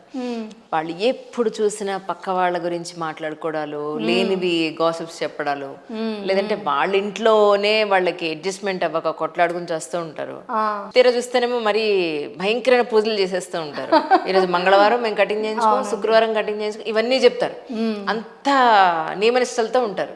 నేనంటే అసలు ఏ పూజలు చేయక్కలే, నువ్వు అసలు పక్కవాడిని బాధ పెట్టకుండా అందరినీ అర్థం చేసుకుంటూ ప్రశాంతని జీవితాన్ని ఆలోచించినప్పుడు ఫస్ట్ ఇందాక మనం అనుకున్నాం చూసారా, నీకేం కావాలి, నీ గురించి, నీ ఇంట్లో వాళ్ళ గురించి నువ్వు ఆలోచించిన రోజున పక్కవాడి గురించి పనికిమాలిన ఆలోచనలు పెట్టుకోకపోతే ఏ పూజ చేయక్కర్లేదు నువ్వు. అవునండి. యాక్చువల్లీ ఎందుకంటే ఇప్పుడు మీరు చాలా ఇప్పుడు ఎదుటి మనిషి చాలా బాధ పెడితే ఆ కర్మ మీకు తగులుతుంది, అది ఎక్కడా పోదు. ఎందుకంటే మీరు అన్న మాటలు కానీ, మీరు ఒక మనిషి గురించి అనవసరమైన మాటలు మాట్లాడడం తప్పండి. బై ఛాన్స్ నిజంగానే మీకు కనిపించినా కూడా అది నిజమేదో మనకు తెలియకుండా వేరే వాళ్ళ గురించి మాట్లాడడానికి మనకు అధికారం లేదు. మన గురించి మనం చూసుకోవాలి. ఇంకా వాళ్ళు ఏమన్నా బాధలో ఉంటే మనం కుదిరితే హెల్ప్ చేయాలి. ఇప్పుడు జనరల్గా చూడండి, పక్కింట్లో ఏం జరుగుతుంది ఫస్ట్ ఆ ఇంట్రెస్ట్ మానేస్తేనే మీకు చాలా మంచి జరుగుతుంది. అదే పక్కింట్లో వాళ్ళకి కష్టంలో ఉంటే వీళ్ళు ఆదుకుంటే అది గొప్పతనం. కరెక్ట్. అది చేయగలగాలి. అది ఇప్పుడు ఒకప్పుడంతా ఏంటండి, చుట్టుపక్కల ఉన్న వాళ్ళే నైబర్స్ ఎంత హెల్ప్ చేసేవాళ్ళు. ఇప్పుడు నైబర్స్ ఎవరు ఉంటున్నారో తెలియట్లేదు. మేమంతా చిన్నప్పుడు ఆ పక్కింట్లో వాళ్ళ ఇంట్లో భోజనం చేస్తే పెరిగేవాళ్ళు. వాళ్ళ ఇంట్లో ఇడ్లీ తినో, వీటిలో దోశ పెట్టారు అంటే అంత సపోర్ట్ ఉండేది. ఇప్పుడు పక్కింట్లో ఏం జరుగుతుందో తెలియట్లేదు. ఈ గాసిప్ మానేసి అది ఎవరు చేస్తారో తెలుసా అండి. ఈవెన్ కమెంట్స్ పెట్టే వాళ్ళ గురించి కూడా మీరు అప్పుడే అన్నారు, ఈ కమెంట్స్ ఇలా వస్తుంటాయి, మీరేమనుకుంటున్నారంటే కమెంట్స్ అనేది నేను ఒకటే అనుకుంటాను, నెగిటివ్గా కూడా ఆలోచించట్లే. వాళ్ళు చూసి జాలేస్తుంది నాకు. ఎందుకంటే వాళ్ళతో ట్రావెల్ చేయలేదు, నేనేంటో పూర్తిగా తెలియదు. నాతో వాళ్ళు ట్రావెల్ చేయలేదు కాబట్టి నేను తెలియనప్పుడు ఏదో ఒక షార్ట్స్లో ఏంటి 1 మినిట్లో వస్తుంది. నేను పూర్తిగా ఏం చెప్పాను వినకుండా ఆ షార్ట్స్లో ఉన్న ఒక్క విషయం వినేసి టక్ కమెంట్స్ పెట్టేస్తుంటే వాళ్ళకి పాపం నిజంగానే వాళ్ళకి ఏం తెలియదు, వాళ్ళకి తెలియకుండా తప్పు చేస్తున్నారు అని వాళ్ళ మీద జాలి చూపించడం తప్ప నేను ఇంకేం ఆలోచించను, దాని గురించి ద్వేషించను, బాధపడను. ఒకప్పుడైతే బాధపడేదాన్ని, ఇప్పుడు ఆ కమెంట్ చూసి నవ్వుకుంటా. ఇప్పుడు ఎగ్జాంపుల్కి మొన్న ఒక ఇంటర్వ్యూలో వచ్చేసి ఏజ్ అడిగారు. ఇప్పుడు నేను ఏం సాధించాలి, ఎవరికి ప్రూవ్ చేసుకోవాలి, నేను ఏమైనా పెళ్లి చేసుకునే వయసా, లేకుంటే ఏమన్నా చేస్తున్నానా? అవును, నాకు నా పిల్లలు ఏజ్ చెప్తున్నాను, నా పిల్లలు ఏం చేస్తున్నారో చెప్తున్నాను, నా ఏజ్ క్యాలిక్యులేషన్ అయిపోతుంది. నేను చెప్పక్కర్లే. ఆధార్ కార్డు తీసి చూపిస్తే కూడా నమ్మరండి కావాలంటే. అలా ఉంది. 52 నా మేకప్ తీస్తే తెలుస్తుంది కొంతమంది 65 ఉండొచ్చు అని. అంటే వాళ్ళ ఊహకి ఇంకా అంతు లేదు. సో అప్పుడు నవ్వుకుంటాను, అంటే వాళ్ళ గురించి జాలి పడటం తప్ప. అంతే. అంటే వాళ్ళకి చెప్పాలంటే ఒకరు కమెంట్స్ బ్యాడ్ పెడుతున్నారంటే అది వాళ్ళకి ఎఫెక్ట్ అవుతుంది. ఒకరి మనిషిని బాధ పెడితే మీకు తెలుసా, మనం ఏమి ఇస్తే అదే నేచర్ మనకి ఇస్తుందండి. మీరు హ్యాపీ అనేసి ఒక హ్యాపీనెస్ పంచితే, మీరు నవ్వాను అనుకోండి, మీరు నవ్వుతున్నారు. నేను సీరియస్ అయిపోతే మీ సడన్గా మీ ఫేస్ చేంజ్ అవుతుంది కదా. కరెక్ట్. సో మనం ఏమి ఇస్తామో నేచర్ అదే మనకి ఇది ఇస్తుంది, రిటర్న్ ఇస్తుంది. కరెక్ట్. సో ప్రతి ఒక్కరిని ప్రేమించాలి, లవ్ని పంచండి, ఒక జాలి దయ గుణం ఉండాలి. ఇవన్నీ ఇచ్చినప్పుడు మనకు లా ఆఫ్ అట్రాక్షన్లో చెప్పినట్టు మనకు అదే తిరిగి వస్తుంది. సో నేనేమనుకుంటానంటే, నేను వేరే వాళ్ళకి చెప్పేది, ఎవరైనా బాధ చాలామంది ఫోన్ చేస్తారండి, నేను అదొకటి చేస్తున్నాను, ఇక్కడ మాట్లాడేది కాదు, నాకు షూటింగ్ అయిపోతే ఫోన్లు వస్తాయి. మీకు జనాలు ఎక్కడ కనపడితే ఎక్కడ వాళ్ళకి చేత అనేది మంచి చేసుకుంటూ వెళ్ళిపోతుంటారు. ఒక అమ్మాయి మన ఫోన్ చేసి అడిగింది, నాకు వాళ్ళు చూసి కూడా మాట్లాడలేదు, నేను ఒంటరిగా అయిపోయానంటే, నేను ఒకటే అన్నా, ఒంటరిని ఎందుకు అనుకుంటున్నావు? నువ్వు ఆ ఫంక్షన్కి వెళ్ళాలనుకున్నావు, వెళ్ళావు, నీకు రెస్పెక్ట్ ఇవ్వలేదంటే అది వాళ్ళ కర్మ. అంతే. నువ్వు నీ కర్మ ఏంటి? నువ్వు అక్కడ వచ్చావు, చూసావు, బ్లెస్సింగ్ ఇచ్చావు. ఫంక్షన్కి వెళ్ళడం ఎందుకు? బ్లెస్సింగ్ ఇవ్వడానికి, గాసిప్ మాట్లాడడానికి కాదు కదా. సో బ్లెస్సింగ్ ఇచ్చావు, నీ కర్మ నువ్వు కరెక్ట్గా చెయ్యి. వాళ్ళ కర్మ వాళ్ళు తప్పు చేశారు, బట్ నీ ధర్మం నువ్వు కాపాడుకోని చెప్తాను. ఇదంతా కూడా ధర్మమే అండి. ధర్మం అంటే ఇవన్నీ కూడా వస్తుంది అనమాట. కరెక్ట్. కానీ నిజంగా ఇప్పుడు రిలేషన్షిప్స్ ఎంత డెలికేట్ అయిపోయాయంటే, అది తల్లి కూతుళ్ళైనా, తండ్రి కొడుకులైనా, ఇద్దరు సిస్టర్స్ అయినా, బ్రదర్స్ అయినా, అక్క తమ్ముడు మధ్యన ఎలా అయినా సరే చాలా డెలికేట్ అయిపోయాయి. వాడి పర్సనల్ ఇష్యూ మనకెందుకు, వాడు మనకి ఏమన్నా అడిగాడా?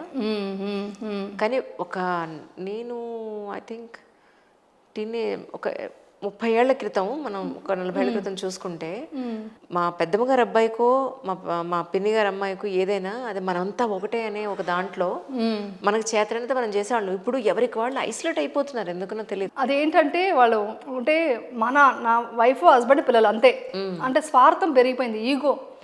సో ఇవన్నీ వస్తున్నాయి. మెయిన్ వచ్చి రిలేషన్షిప్లో మెయిన్గా నేను ముఖ్యంగా ఇంకొక రిలేషన్షిప్ చెప్తాను. వైఫ్ అండ్ హస్బెండ్, పేరెంట్స్, పిల్లలతో ఒక బాండింగ్ ఉండాలంటే ఫస్ట్ నమ్మకం ఉండాలండి. రెస్పెక్ట్ చాలా ఇంపార్టెంట్ అండి, చాలా ఇంపార్టెంట్. అది చిన్నపిల్లలైనా పెద్దవాళ్ళైనా ఎవరికైనా కూడా రెస్పెక్ట్ చాలా ఇంపార్టెంట్. దీని తర్వాత అన్కండిషనల్ లవ్, అంటే మదర్ లాగా ఉండాలి. లవ్ మదర్ అంటే ఎలా అంటే, ఏదైనా తల్లి కడుపులో దాచుకుంటుంది, ఏదన్నా ఏ కష్టం వచ్చినా కడుపులో దాచుకొని కాపాడుకుంటుంది, కానీ పిల్లల్ని 10 మందిలో వెళ్ళి చెప్పదు కదా. అలాంటి మెంటాలిటీ వైఫ్ అండ్ హస్బెండ్లో రావాలండి. వైఫ్ అండ్ హస్బెండ్లో కనుక ఈగో వదిలేసి, నువ్వు ఆ తప్పు చేసావు, నువ్వు ఈ తప్పు చేసావు, తప్పులే చూపిస్తూ ఉంటే ఇంకా హ్యాపీనెస్సే ఉండదా? ఇంకా లైఫ్లో ఉంటుంది. ఆ తప్పుని అంత గొప్ప గుణం ఉండాలి. హస్బెండ్ తప్పు చేసినప్పుడు వైఫ్ కానీ, వైఫ్ తప్పు చేసినప్పుడు హస్బెండ్ కానీ, వాళ్ళిద్దరూ ఒక అండర్స్టాండింగ్తో, ఈవెన్ పిల్లలు తప్పు చేసినా కూడా కడుపులో దాచుకొని వాళ్ళకి బుద్ధి చెప్తూ సరి చేసుకుంటూ వెళ్ళడమే రిలేషన్షిప్ అండి. అంటే అక్కడ నమ్మకం ఉండాలి, రెస్పెక్ట్ ఉండాలి, అన్కండిషనల్ లవ్ ఉండాలి. అదే ఇప్పుడు మదర్తో ఏమన్నా విడిపోవడం అనేది ఉండదు. చిన్నపిల్లలు తర్వాత వదిలేయండి, తర్వాత పెద్ద అయిన తర్వాత పేరెంట్స్ని వదిలేస్తున్నారు. ఇప్పుడు మనం హెల్త్ గురించి ఇంత మాట్లాడారు కదా, ఒక్కసారి మనం అనుకుంటచ్చు, ఏంటి హెల్తీగా ఉండి ఏం చేసుకుంటాం, బాగా ఎంజాయ్ చేసి తినేసి తాగేసి హ్యాపీగా చనిపోతే పోలేదా అనుకుంటే, నువ్వు ఒక్కడివే ఉంటే నీ ఇష్టం. ఒక్కడివే అంటే మళ్ళీ అనుకుంటారు లేడీస్ మీరు ఒక్కరే ఉంటే మీ ఇష్టం.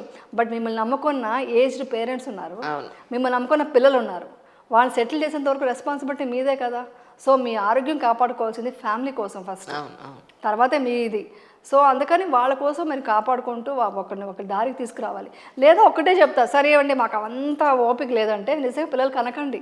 సీరియస్గా ఇప్పుడు చాలా మంది ఫిక్స్ అయ్యారు. మేము పెళ్లి చేసుకున్నా ఒక మంచి కంపెనీ మాకు ఉంటే చాలు, పిల్లల అబ్బబ్బా ఇదంతా మేము పెట్టుకోదలుచుకోలేదండి అనేవాళ్ళు నేను ఒక 30% చూసింటాను సొసైటీ. అది నిజంగానే బెటరే. నేను దానికి ఎందుకు అంటున్నానంటే, వాళ్ళకి అంత పెంచి వాళ్ళని పోషించి దారిలో పెట్టినప్పుడు ఒక చెడుగా బేబీని మనం ఈ సమాజానికి ఇవ్వడానికంటే లేకుండా ఉండడం బెటరే. నిజంగానే అలాగే అనిపిస్తుంది. బట్ అది లేజినెస్ వల్ల చెప్తుంటారేమో, అది కరెక్ట్ కాదు. నువ్వు దానికోసం ఒక అడాప్ట్ చేసుకో. నీకు అలా రెస్పాన్సిబుల్ లేకుండా ఉండడానికంటే ఒక బేబీని అడాప్ట్ చేసుకోవాలన్నా ఒక లైఫ్ ఇచ్చినట్టు అవుతుంది. కానీ అది కూడా చేయట్లేదు. మెయిన్ ఏంటంటే అడిక్షన్స్ పోవాలండి. నేను ఓపెన్గా ఫ్రాంక్గా చెప్తున్నాను, చాలా మంది అడిక్షన్స్ చాలా ఉన్నాయి. మెయిన్ ఆల్కహాల్, ఈ సిగరెట్ స్మోకింగ్, అది డాక్టర్సే చెప్తున్నారు.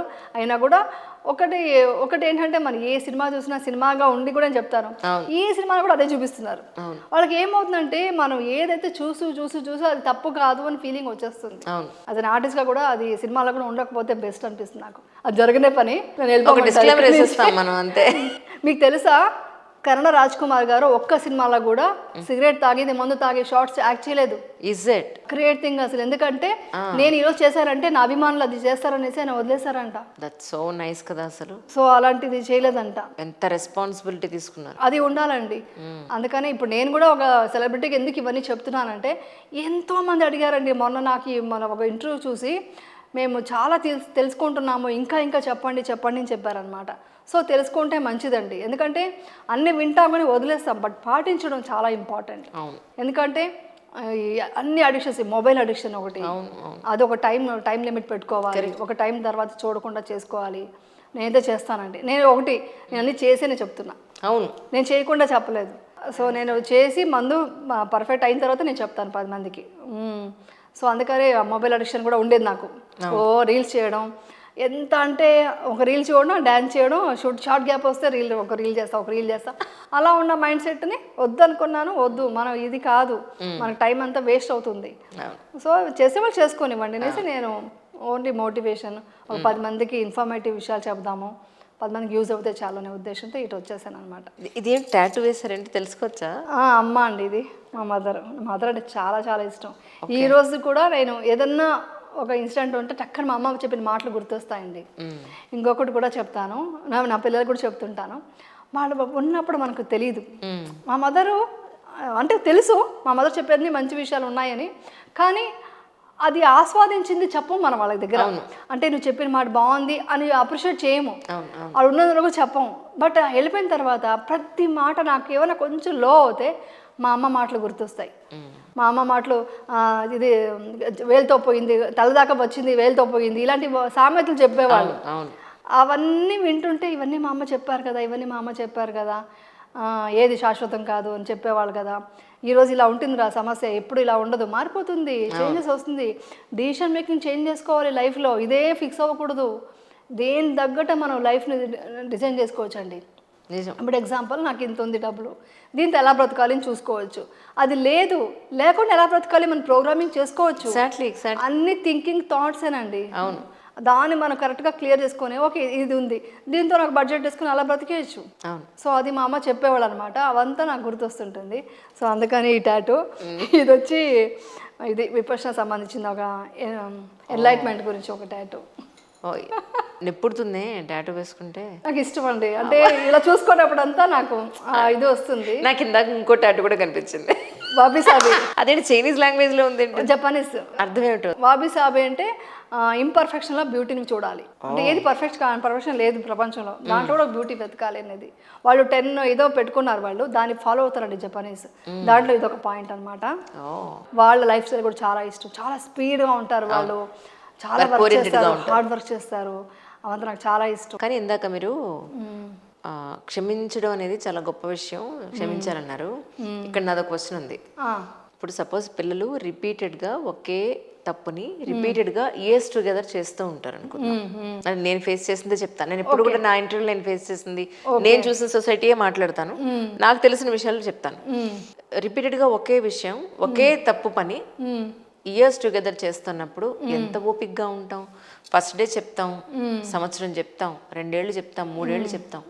ఆ తర్వాత మనం చెప్పే విధానంలో మార్పు వస్తుంది.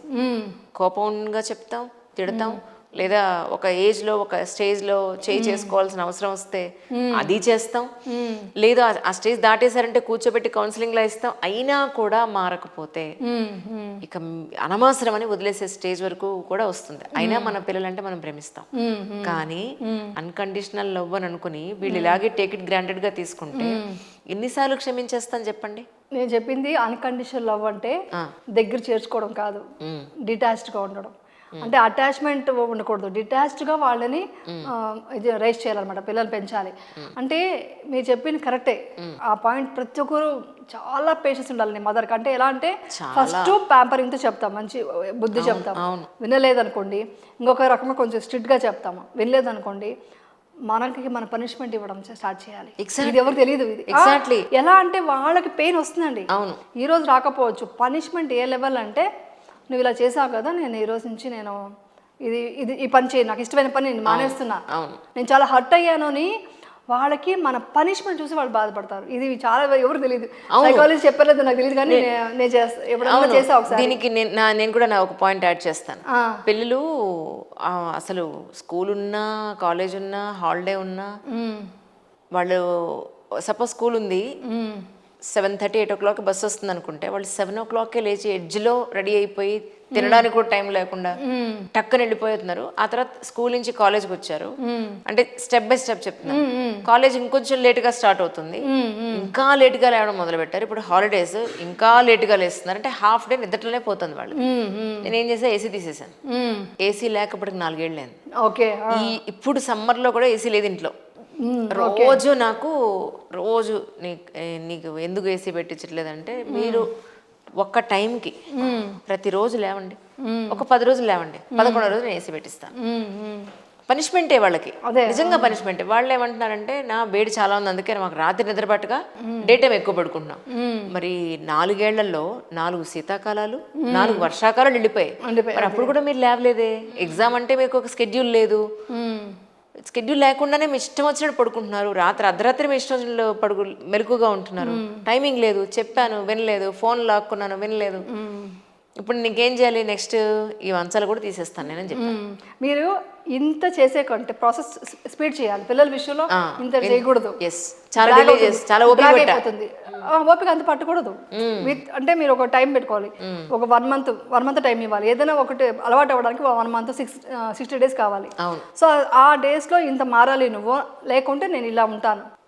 పనిష్మెంట్ మనకే, మనమే ఇచ్చుకుంటాం, బట్ అది ఎఫెక్ట్ అవుతుంది వాళ్ళకి. అంటే ఎంతైనా పిల్లలు కదండి, ఒక స్టేజ్ తర్వాత మనం చేయలేము. ఇది బ్లాక్ మెయిల్, ఇండైరెక్ట్ గా బ్లాక్ మెయిల్ లాగా.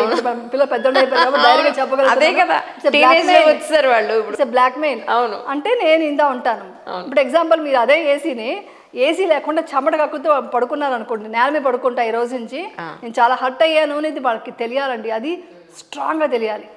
స్ట్రాంగ్ అది చూసాక హార్ష్గా ఉంటుంది, కానీ వాళ్ళు చూడలేరు. ఇంకా అంత సాడిస్ట్ అయితే కాదు, మారిపోతారు.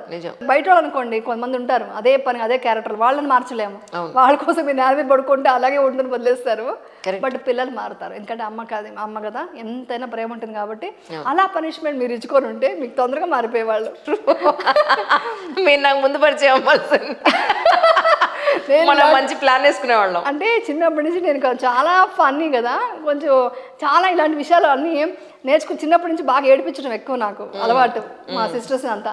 అప్పుడు నేర్చుకునేవంతా నా పిల్లల విషయంలో యూజ్ అయింది నాకు. అలగడం అలిగిపోయి ఏం చేసింది, నేను ఒకరోజు ఇలాగే నాకు టైంకి లేవడం ఇంపార్టెంట్ అని చెప్పాను. స్కూల్ లేకపోయినా నాకు లేవాలి, ఒక సిస్టమ్ పెట్టా. చిన్నప్పుడే చెప్తున్నా ఇది. ఎందుకు, ఈవెన్ మా అత్తగారు అన్నారు, ఎందుకలా లేపేస్తున్నావు నువ్వు, 7 o'clock కదా పడుకోనివ్వు అన్నారు. నాకు వద్దు, నీకు మామూలుగా స్కూల్ ఉంటే 6 o'clock లేస్తారు, 1 hour ఎక్స్ట్రా ఇచ్చారు, దానికంటే ఎక్కువ వద్దు, ఆ 1 hour చాలు నీకు అనేసి నేను 7కి లేవాలి అని చెప్పాను. లేవలేదు. అయ్యో వదిలేచ్చు కదా, మా అత్తగారు చెప్తే కూడా నేను వినలేదు. లేదు లేవాల్సిందే అని పట్టుబట్ట. తర్వాత ఏం చేశాను, అలారం పెట్టి 2 సార్లు లేపితే లేవలేదు. నేనేం చేశాను, అంతా కుక్ చేసేసి వంట అక్కడ పెట్టేసి రూమ్లోకి వెళ్ళి హ్యాపీగా టీవీ వేసుకొని కూర్చుంటే వాళ్ళు వచ్చి చూస్తే టైం 9 o'clock. ఆ రోజు మా అత్తగారు లేదు, అత్తగారు ఉంటే మరి చేయలేము, వాళ్ళు ప్యాంపర్ చేస్తారు. సో ఇంట్లో ఎవరు లేరు. సో 9 o'clock మా చిన్నమ్మాయి వచ్చి ఇలా చూస్తే, నేను అలా టీవీ చూస్తూ రూమ్లో కూర్చున్నాను. ఆ రూమ్ నుంచి ఇలా చూసేసి టైం చూసేసి ఇలా అనుకుంటూ వెళ్ళి అక్క అంటే నేను ఎప్పుడైతే వాళ్ళకి పనిష్మెంట్ ఆపేసి మౌనంగా ఉండిపోయానో, వాళ్ళు టెన్షన్ అయిపోయింది వాళ్ళకి, అమ్మ మాట్లాడట్లేదు అనేసి. వెళ్ళి అక్కడ లేపింది, ఇద్దరు గబగబా లేచేశారు, వచ్చారు. హలో మామయ్య, గుడ్ మార్నింగ్, సారీ అని చెప్తున్నారు. ఓకే అని టీవీ చూస్తున్నా. I'm enjoying. టీవీ ఏదో చూసుకుంటూ అది మార్చుకుంటూ ఇది మార్చుకుంటూ చూస్తుంటే వచ్చేసి కంగారు పడిపోయి వచ్చి ఫ్రెష్ అప్ అయిపోయి, మమ్మీ సారీ మమ్మీ అంటున్నారు. టిఫిన్ బ్రేక్ఫాస్ట్ అది పెట్టేశాను. మామూలుగా అయితే ప్యాంపర్ చేసి వడ్డిస్తూ తింటూ నేను తిడుతూ ఏదో మాట్లాడతాం. ఏం చేయలేదు, అక్కడ పెట్టేస్తాను తినండి అని వదిలేసా. వాళ్ళకి తినలేకపోతున్నారు. మళ్ళీ మధ్యాహ్నం దాకా చూసారండి. మధ్యాహ్నం దాకా ఏడుపు వచ్చేసి, నువ్వు నన్ను గిచ్చు, కొట్టు, తిట్టు, ఇలా మౌనంగా మాత్రం ఉండద్దు అని చెప్పారు. This is the punishment. True. ఇలా మారారు. అప్పటి నుంచి వాళ్ళకి ప్రోగ్రామింగ్ ప్రతి ఒక్కటి అండి. NLP ఉంది, బివి పట్టాభిరామ్ గారు చాలా బుక్స్ అంతా ఇస్తుంటారు అనమాట. అది చదివాను. దాంట్లో NLP ప్రోగ్రామ్ ఉంటుంది, న్యూరో లింగ్విస్టిక్ ప్రోగ్రామింగ్ అనమాట. సో మనం ప్రోగ్రామింగ్ చేసేయాలి, అన్ని ప్రోగ్రామింగ్ అండి, లైఫ్ అంతా ప్రోగ్రామింగ్. సో ఇలా చేసేసారనమాట చిన్నప్పుడు. ఇది వాళ్ళకి అలవాటు అయిందనమాట. తర్వాత డ్రెస్సింగ్ విషయంలో వస్తుంది. జనరల్గా ఇప్పుడున్న ప్రాబ్లం మదర్స్కి వచ్చేది డ్రెస్సింగ్. ఈరోజు ఓపెన్గా చెప్తున్నా. అవును, నేను చెప్పా, నాకు ఇలా ఇష్టం ఉండదు, ఇలా నాకు సిస్టమ్ ఉంది. అవును. మన ఇంట్లో మన కల్చర్ ఏంటి, మనం విలేజ్ బ్యాక్గ్రౌండ్ నుంచి ఉన్నారు డాడీ వాళ్ళు. ఇటు చూస్తే బెంగళూరు అంతా ఫుల్ కల్చర్ డిఫరెంట్గా ఉంటుంది. బొట్టు, కుంకుమ, బాగాజులు అన్నీ ఉండాలి. అలాంటి దీంట్లో ఉన్నాము. నువ్వు అలాగంతా నేను డ్రెస్సింగ్ ఒప్పుకోను అనేసి చాలా స్ట్రిక్ట్గా చాలా ఆర్గ్యుమెంట్ అయ్యేది. అప్పుడు మా అమ్మాయి రోజు రోజుకి మారిపోయి ఇప్పుడు ఓకేనా, ఇలా డ్రెస్ వేసుకుంటున్నాను, ఇంకా రెడీ అవ్వాలని అడుగుతుంది. ఆ లెవెల్ తీసుకొచ్చాను నేను. ఇది చాలా స్ట్రగల్ అయ్యింది. ఇదంతా మదర్స్ ఏంటంటే చిన్నప్పటి నుంచి మార్చకపోతే, అబ్బాయిలు అయితే ఇంకా ఎక్కువ చేయాలి. ఈవినింగ్ బయటకు వెళ్ళిపోవడం చేస్తారు కదా, వాళ్ళ ఇంట్లో పని చేయించగలగాలి. ఒక పాప ఒక లేడీ ఇంట్లో పని చేస్తూ వీడియో పెట్టిందండి, మా అబ్బాయితో పని చేసినాని. బ్యాడ్ కామెంట్స్ ఎన్నో వచ్చాయో తెలుసా అండి దానికి. ఏంటి నువ్వు పని చేయకుండా వాడితో వీడియో తీసి వాడితో పని చేస్తున్నావా, సాడిస్టవా అని. ఆవిడ ఒక అప్రిషియేట్ చేయడానికి కోసం పెట్టింది వీడియో. దాంట్లో ఎందుకు పెట్టిందో ఏంటి, ఆవిడే పని చేయకుండా ఏం లేదు, అది చూసి పెడితే 10 మంది చూసి పని చేస్తారు అబ్బాయిలు అనేసి. అదే కదా పాండమిక్ లో మన స్టార్స్ అందరూ కూడా మా ఇంట్లో వంట చేస్తున్నాం ఇవన్నీ దేనికి పెట్టినట్టు, అంతే ఒక మార్పు కోసం చేయడమే ప్రతి ఒక్కరు. యాక్చువల్లీ ప్రతి ఆర్టిస్ట్ పని వంట ఇంట్లో పని చేసుకోకుండా, డస్టింగ్ చేసుకోకుండా, వంట చేయకుండా ఉండలేరండి. అందరి మీద డిపెండ్ అవడానికి ఉంటుందా? అంతే అంతే, ప్రతి ఒక్కరు చేయాల్సిందే. నిజం. అదొకటి బాగా నేర్పించా చిన్నప్పటి నుంచి పిల్లలకి. నిజం. వంట మా అమ్మాయి 5th స్టాండర్డ్ చదివేటప్పుడు ఇడ్లీ పెట్టడం నేర్పించాను, చట్నీ చేయడం నేర్పించాను, సింపుల్ విషయాలు నేర్పించాను అనమాట. అలాగా మెయింటైన్ చేయాలండి. అది ఇలాంటివే వచ్చేది. ఫ్రెండ్స్ కూడా అంతే, ఫ్రెండ్స్ ఉన్నప్పుడు కూడా అంతే చూసుకుంటా ముందే నేను ఎలాంటి ఫ్రెండ్స్ ఏంటి అని. అంత మోటివేషన్, నాకంటే ఎక్కువ మోటివేషన్ ఇచ్చే ఫ్రెండ్సే ఉన్నారు మా చిన్నమ్మాయికి. మమ్మీ ఆ గ్రాండ్ మా వచ్చింది మమ్మీ నా ఫ్రెండ్ అంటుంది. సో అది కూడా ఇంపార్టెంట్ అండి. మన పిల్లలు ఎంతో మనం ఇదిగా పెంచినా బయటకు వెళ్ళినప్పుడు ఎలా ఉంటుందో తెలియదు కాబట్టి అది కూడా ఇంపార్టెంట్. సో వాళ్ళని కూడా బయటకు ఎక్కువ వదలకుండా మీరు కొంచెం కష్టపడి ఇంట్లోనే వంట చేసి అందరిని పిలిపించి చూసుకుంటే ఇంకా బాగా మనకు కనెక్ట్ అవుతారనమాట. సో బ్యాడ్ దీనికి వెళ్ళకూడదు. చాలా డేంజర్ ఉందండి బయటంతా. అడిక్షన్స్ చాలా భయంకరంగా ఉన్నాయి, చాలా కష్టం. అదే చెప్తున్నా, ఇవన్నీ పిల్లలకి ఇన్న కష్టాలు. ఇప్పుడు వాళ్ళు పెరగడానికి కూడా అవకాశం ఇన్ని ఉన్నాయి, ఇన్ని రకాల ప్రాబ్లమ్స్ ఉన్నాయి వాళ్ళకి కూడా. సో వాళ్ళని కూడా అర్థం చేసుకోవాలి. ఇంకొకటి అండి, పిల్లలు ఫెయిల్యూర్స్ అనేసి అయ్యో నువ్వు చెప్పొద్దు బయటికి పరువు పోతుంది, వాళ్ళేం తప్పు చేయలేదు. ఫెయిల్యూర్ అని చెప్పడానికి, పరువు పోతుంది అని చెప్పడానికి. ఒక వర్క్ అనుకున్నారు, చేశారు, సక్సెస్ అవ్వలేదు, ఫెయిల్యూర్ అయింది, ఓకే ఏముంది. అన్ని కరెక్ట్గా జరిగితేనే ఒక మంచిగా ఉన్నట్ట. వాళ్ళే తప్పు చేయలేదు, మోసం చేయలేదు. ఒక పని అనుకున్నారు, ఒక బిజినెస్ అనుకున్నారు, అవ్వలేదు, ఇట్స్ ఓకే. నెక్స్ట్ ఇంకోటి ఏదో చేసుకుంటారు. దాన్ని బట్టి మీరు జడ్జ్ చేసి ముందు పిల్లలకి మీరు ఇన్సెక్యూర్డ్గా ఫీల్ అయ్యేట్టుగా చేయకూడదు. దెబ్బలు తగిలితేనే కదా వాళ్ళు నేర్చుకుంటారు. అవును, అప్పుడే నేర్చుకుంటారు. అది ఇంకా మంచిదే. యాక్చువల్లీ అంటారు ఒక బ్యాడ్ ఎక్స్పీరియన్స్ కూడా పిల్లలకి మంచిదే, ఫ్యూచర్లో బాగుంటారని. సక్సెస్ఫుల్ పర్సన్స్ ఎవరిని అడిగినా చెప్తారు, ఫస్ట్ డౌన్ ఫాల్ అయితేనే తర్వాత సక్సెస్ గురించి తెలుస్తుంది. సో అది కూడా మనం అర్థం చేసుకోవాలి. టెన్షన్ పడిపోయి అనుకున్నాను ఇలా అవుతుందని, అనుకున్నాను ఇలా అయిపోయింది అని మాత్రం ఎప్పుడు నెగిటివ్ మాట్లాడకూడదండి. ఈవెన్ మన పాజిటివ్ థింకింగ్, పాజిటివ్ వైబ్స్ చాలా ఉండాలి ఇంట్లో కూడా. మాట్లాడే ప్రతి మాట ఎక్కడైనా కూడా మన థాట్స్ ఎంతో ఇంపార్టెంటో మన మాట్లాడే మాట కూడా చాలా ఇంపార్టెంట్. దాన్ని బట్టే ఉంటుందండి. నిజం. ఇంకోటి బ్రహ్మముహూర్తం అంటాం కదా, అది కూడా మా అమ్మాయితో రాయించారు. నువ్వు ఎవరైనా నమ్ముతానండి, అది జరుగుతుంది కూడా నాకు. 4:30 to 5:30 ఆ టైంలో ఉంటుంది బ్రహ్మముహూర్తం. ఆ టైంలో కనుక మీరు ఒక మెడిటేషన్ చేసి స్టార్ట్ చేస్తాను. ఆ మెడిటేషన్ చేసిన తర్వాత నేను ఏదైనా అనుకొని రాస్తాను అనమాట. రాస్తే డెఫినెట్గా నాకు సక్సెస్ఫుల్గానే ఉంటుంది. లా ఆఫ్ అట్రాక్షన్ అండి ఇవంతా. ఏంటండి ఇప్పుడు ఎగ్జాంపుల్ చెప్తాను. బ్రహ్మముహూర్తం నమ్మారంటే అన్నీ నమ్మాల్సిందే. ఇప్పుడు గుడికి వెళ్తారు, దండం పెడతారు, దేవుడా నాకు ఈ సక్సెస్ అవ్వాలి అనుకుంటారు, అవుతుంది కదా. అవునప్పుడు దేవుడా నాకు ఇలా కాపాడేవి అనుకుంటారు. అది దేవుడిని నమ్మిన వాళ్ళకి అది ఒక కాస్మిక్ ఎనర్జీ ఉంది, ఒక పవర్ మనం ఇది చేసుకోవాలనుకున్నప్పుడు ఒక బ్రహ్మముహూర్తంలో లేచి ఒక అఫర్మేషన్ అనుకొని ఒక విజువలైజేషన్ చేసుకొని రాసేయడం కానీ ఇలాంటివి చేస్తే అది డెఫినెట్ రాసి అక్కడ పక్కన పెట్టేయండి. మీ సబ్ కాన్షియస్ మైండ్ తెలియకుండా మీకు ప్రోగ్రామింగ్ చేస్తుంది అనమాట. సో అందుకని ఎప్పుడు నాకు కష్టం వద్దు, నాకు దుఃఖం వద్దు అని చెప్పకూడదు. కష్టం కష్టం కష్టం అనే వర్డ్ సబ్ కాన్షియస్ మైండ్లో ఫీడ్ అయిపోతుంది. దానికి వద్దు అనేది వినపడదు. కష్టం దుఃఖం ఇదే వినిపించి కష్టమే ఇస్తుంటుంది. అందుకే మేము పేదవాళ్ళం, మాకు డబ్బు లేదు అని చెప్పకూడదు. కరెక్ట్. అప్పుడు అన్ని బాగుంది, మేము happy, I'm super, I'm great అని చెప్పాలి. అలా చెప్పుకుంటేనే లైఫ్ బాగుంటుంది. అదే మనకు ఏమంటారు లా ఆఫ్ అట్రాక్షన్ ఇది ఇస్తుంది అనమాట. సో సబ్ కాన్షియస్ మైండ్ అంతా ఫీడ్ చేసుకుంటుందండి ప్రతి నిమిషం. అందుకే నేను హిప్నోటిజం నేర్చుకున్నాను స్టార్టింగ్ లో. హిప్నోటిజం చేస్తారా? చేస్తానండి. మనిషిని మార్చేస్తారా? అది రాంగ్ అండి కదా. నాకు కూడా తెలియదు యాక్చువల్లీ హిప్నోటిజం అంటే విజువలైజేషన్ అండి. ఓ బాడీ అంతా మొత్తం అబ్జర్వ్ చేసి మొత్తం రిలాక్స్ చేస్తే బాడీని, అప్పుడు మనం ఒక ఇది విజువల్ చేసుకోవాలి. అంటే నాకు ఇలా బాగుండాలి, నేను హ్యాపీగా ఉన్నాను అని చెప్పుకోవాలి. హ్యాపీగా ఉండాలి అంటే అవదు, నేను హ్యాపీగా ఉన్నాను అదేనండి. ఇవన్నీ అఫర్మేషన్స్, మేనిఫెస్టేషన్ ఇవంతా కూడా హిప్నాటిజమే. రైట్. అవన్నీ ఒక దీంట్లోనే వచ్చిందే కేటగిరీలో ఉన్నది. అది సింపుల్. అది హిప్నాటిజం అంటే ఏదో మాయల మంత్రాలు ఏమి లేవండి, అసలు ఏమి లేవండి అలాంటివంతా. జస్ట్ మన మైండ్ని మనం ప్రోగ్రామింగ్ చేసుకోవడమే. హిప్నాటిజం కూడా అంతే. రైట్. మన మైండ్ని మనం ప్రోగ్రామింగ్ చేస్తాం అనమాట. ఇలా హ్యాపీగా ఉండాలి, నువ్వు హ్యాపీగా ఉన్నావు అంటే హ్యాపీగా ఉంటాము. లేను అనుకుంటే లేవు. అంతా మనలోనే ఉందంటారు. అంతా మన మైండ్లోనే ఉందండి. మైండ్తో మనం సిచ్యుయేషన్స్ బయటకి ఎలా ఉన్నా మనకు తగ్గట్టుగా మనం మార్చుకోవచ్చు. ఆ సిచ్యుయేషన్ మార్చలేము, దాన్ని చూసే విధానం మార్చుకోవచ్చు. ఎగ్జాక్ట్లీ.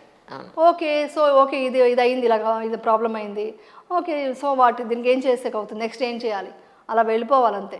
అంటే మనం ఒక పెయిన్ ఉందండి, ఇప్పుడు ఎగ్జాంపుల్ మీకు ఒక చాలా స్టమక్ పెయిన్ వచ్చింది, హెవీ స్టమక్ పెయిన్ నైట్లో వచ్చింది, లేదా హెడేకే వచ్చింది అనుకోండి, ఏదో ఒక పెయిన్ వచ్చింది, మీరు అప్పుడు వచ్చి డాక్టర్ని కలవలేరు, డాక్టర్ని చూడలేరు, ట్యాబ్లెట్స్ ఇవ్వలేదు, అప్పుడు ఏం లేదు, ఆ పెయిన్ని భరిస్తూ అబ్జర్వ్ చేస్తూ జస్ట్ నాకు సరెండర్ అయిపోండి ఆ పెయిన్కి. ఆ పెయిన్ వెళ్ళిపోయి పడుకునేస్తారు మీరు, తెలుసా?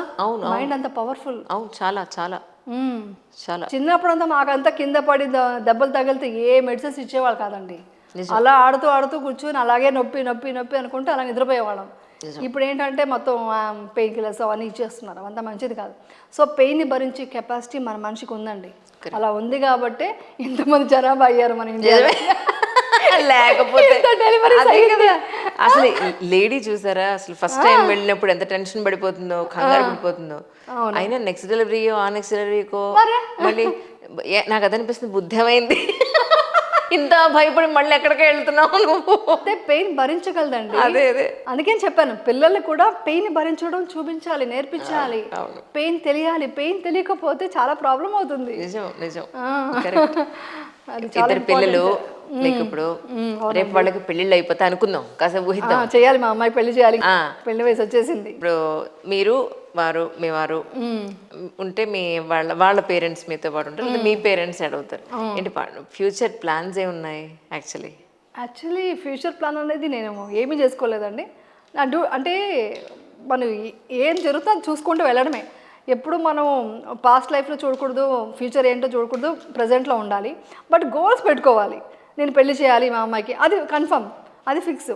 అది ఎలా అవుతుంది, ఏం చేస్తామో, ఎక్కడ సెట్ అవుతుంది, ఎలా చూస్తామో అనేది ఏమి తెలియదు, మైండ్లో ఏమి పెట్టుకోలేదు, జస్ట్ అలా వెళ్తున్నాము. సో నా డ్యూటీ ఏంటి యాజ్ ఎ మదర్గా, వాళ్ళిద్దరిని బాగా సెటిల్ చేయాలి, హ్యాపీగా ఉండాలి వాళ్ళు, అదే కోరుకుంటున్నాను. అది అయిన తర్వాత నాకున్నదంతా స్పిరిచువల్గా వెళ్ళడమేనండి కదా. యాక్చువల్లీ యాక్ట్ చేయడం కూడా పెద్దగా నేను లాస్ట్ చాలా వీడియోస్లో చెప్పాను, కానీ యాక్టింగ్ అనే వాళ్ళు ఏమవుతుందంటే యాక్టింగ్ చేయడం చాలా ఇష్టం అండి నాకు. అది నాకు వృత్తి, నాకు నిజంగా ఫుడ్ పెట్టిందే యాక్టింగ్, అదంటే ప్రాణం నాకు. కానీ దీనికి మించి కూడా స్పిరిచువల్గా మిస్ అయిపోతానేమో, కొంచెం ఎక్కువ వెళ్ళాలనేమో ఆ థాట్ అయితే ఉంది. వెళ్ళండి ఎక్కడికో వెళ్ళిపోవడం కాదు, ఇంట్లో ఉండే ప్రశాంతంగా మనం మెడిటేషన్ అలా మైండ్ని అలా ఇంకా కూల్ చేసుకోవాలి. ఇంకా ఒకటి ఏంటంటే ఏమంటారు, విపశ్యన చెప్పేది కూడా ఏంటంటే మనం తెలుసుకొని వదిలేయడం కాదు, 10 మందికి మనం యూజ్ అవ్వాలి, చెప్పాలి. ఇంట్రో కూడా అందుకే, లేకుంటే నేను ఇప్పుడు హ్యాపీగా షూటింగ్ చేసి వెళ్ళి పడుకోవచ్చు కదా. నేను షూటింగ్ ఫినిష్ చేసుకొని హడావిడిగా ఇక్కడ రావాల్సిన సమ్మర్లో ఎలా ఉంటుందండి మా లొకేషన్, ఎంత వేడి తెలుసా, వేడిది బాటు లైట్స్ వేస్తారు మాకు, హెవీ లైట్స్, అది కూడా హెవీ లైట్స్. ఆ లైట్స్ అంతా ఇదయ్యి హ్యాపీగా వెళ్ళి మంచిగా పడుకోవచ్చు కదా. సో బట్ 10 మందికి చెప్పాలి, ఈ కంటెంట్ ఏం చెప్పాలి, ఏంటి ఎలాంటి విషయాలు వాళ్ళకి రీచ్ అవుతుంది అనేసి అది కూడా అనుకున్నామని చెప్పాను. బట్ ఇంకోటి ఏంటంటే మనం చెప్పే విధానాన్ని కూడా వాళ్ళకి అర్థమయ్యే విధంగా చెప్పాలి, అదొకటి ఉంది. ఎందుకంటే వాళ్ళకి అర్థం కాదు కొంతమందికి. సో ఇంకోటి ఏంటంటే వాళ్ళు తీసుకునే విధానం కూడా ఒక్కొక్కరు ఒక్కొక్కలా తీసుకుంటారు, ఆ పర్సెప్షన్ మారిపోతుంది. సో అందుకని చాలా డీటెయిల్గా చెప్పాల్సి వస్తుంది ఈ విషయాలు. సరే, ఇప్పుడు ఇంతకీ గోల్స్ ఏం పెట్టుకున్నారు చెప్పండి. అలా అయితే సీరియస్గా చెప్పండి, ఫస్ట్ నుంచి కూడా గోల్స్ అనుకుని ఏం చేయలేదు, కానీ ఏదైనా పని చేస్తే మాత్రం దాంట్లో ఫుల్ఫిల్గా చేస్తాను. అంటే నేను దాంట్లో వెనక స్టెప్ వెళ్ళను, దాంట్లో మొత్తం ఏమంటారు మొత్తం తెలుసుకోవాలి అది ఏంటో. అలాగే విపశ్యన ఒక కోర్సులో తెలుసుకున్నాను, ఇంకొక కోర్స్కి వెళ్దాం అనుకుంటున్నాను, second course 10 days. Okay. Vipassana చేయడం ఎంత కష్టం తెలుసా, ఫస్ట్ స్టార్టింగ్లో చాలా పెయిన్, బోన్స్ విరిగిపోతుందా అని అనిపిస్తుంది. ఎందుకు చెప్తున్నానంటే ఎందుకని? నన్ను చూసేసి రేపు పొద్దున విపక్షణకి వెళ్ళిపోయి మళ్ళీ తిట్టుకోకూడదు. చాలా మంది తిట్టుకుంటారు కూడా. అంటే అన్ని ఉంటాయి వికారాలు, అది తీయడం వచ్చి మన సెన్సేషన్ ద్వారా తీయాలి. సో అప్పుడు మొత్తం మన వికారాల లోపల ఉన్న పెయిన్ కానీ ద్వేషం కోపం అన్నీ ఉంటాయి తెలియకుండా. అవన్నీ తీసేటప్పుడు కదలకుండా కూర్చోవాలి. ఎందుకు కూర్చోవాలంటే మెయిన్ విపక్షణ చెప్పేది, నువ్వు ఇక్కడ వచ్చింది మెడిటేషన్ అంటే కష్టమైన సుఖమైన ఎన్ని ఈక్వల్గా చూడాలి, సమతతో చూడాలి. సమతతో ఉంటూ ఇది అనిత్య అని తెలుసుకోవాలి. అంటే ఏంటి, పెయిన్ వచ్చినా మనం రిలాక్స్ అవ్వకూడదు, టెన్షన్ పడకూడదు. అలాగే మంచి సెన్సేషన్స్ వస్తాయి, అంటే చాలా హ్యాపీగా ఉంటాయి, సూక్ష్మ సంవేదనలు వస్తాయి. అది వచ్చినప్పుడు కూడా నాకు బాగుంది అనేసి దాని మీద క్రేవింగ్స్ పెరగకూడదు. సో అందుకనే అంటారు కోరిక ఉండకూడదు, ద్వేషము ఉండకూడదు, రెండిటి లేకుండా సమతతో ఉండాలి. అది చాలా కష్టమైన పని అది. అయినా మళ్ళీ సెకండ్ టైం వెళ్తున్నానంటే బికాస్ అదే విపక్షణ అనేది అది అంత ఇంపార్టెంట్ అనమాట. సో నా గోల్స్ ఏంటంటే జస్ట్ స్పిరిచువల్గా వెళ్ళిపోవడం, వేరే ఏం కోరికలు లేవు. యాక్చువల్లీ మన జర్నీయే ఎందుకండి, మన డెస్టినేషన్ ఏంటి? అవును, అంతే కదా, నిజం. లైఫ్ ఎండ్ అనమాట. సో దానికోసం ఈ తాపత్రయాలు ఇవన్నీ ఎందుకు చేశానండి. అలసిపోయాను, నిజంగా చెప్పాలంటే చాలా అలసిపోయాను.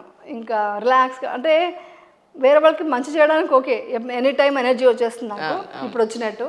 సో ఎవరికి ఏమైనా హెల్ప్ కావాలా, కష్టంలో ఉన్నారా మాట్లాడడానికి నేను ఎప్పుడు సిద్ధమే. అది కాకుండా కష్టపడి పరిగెట్టే లైఫ్ అనేది తగ్గించుకుందామని డిసైడ్ అయిపోయాను. అది ఎప్పుడు తగ్గుతుందో తెలియదు, అదేది మనం అనుకునే జరగదు. అవును అవును, స్పిరిచువల్గా ఉండాలనేసి మాత్రం అనుకుంది. ఈరోజు మాత్రం ఒక మంచి సోల్ కలిసిన ఫీలింగ్ ఉంది నాకు. థ్యాంక్ యూ అండి, థ్యాంక్ యూ సో మచ్ అండి. ఒకటి చెప్పేస్తా క్లియర్గా, చెప్పండి.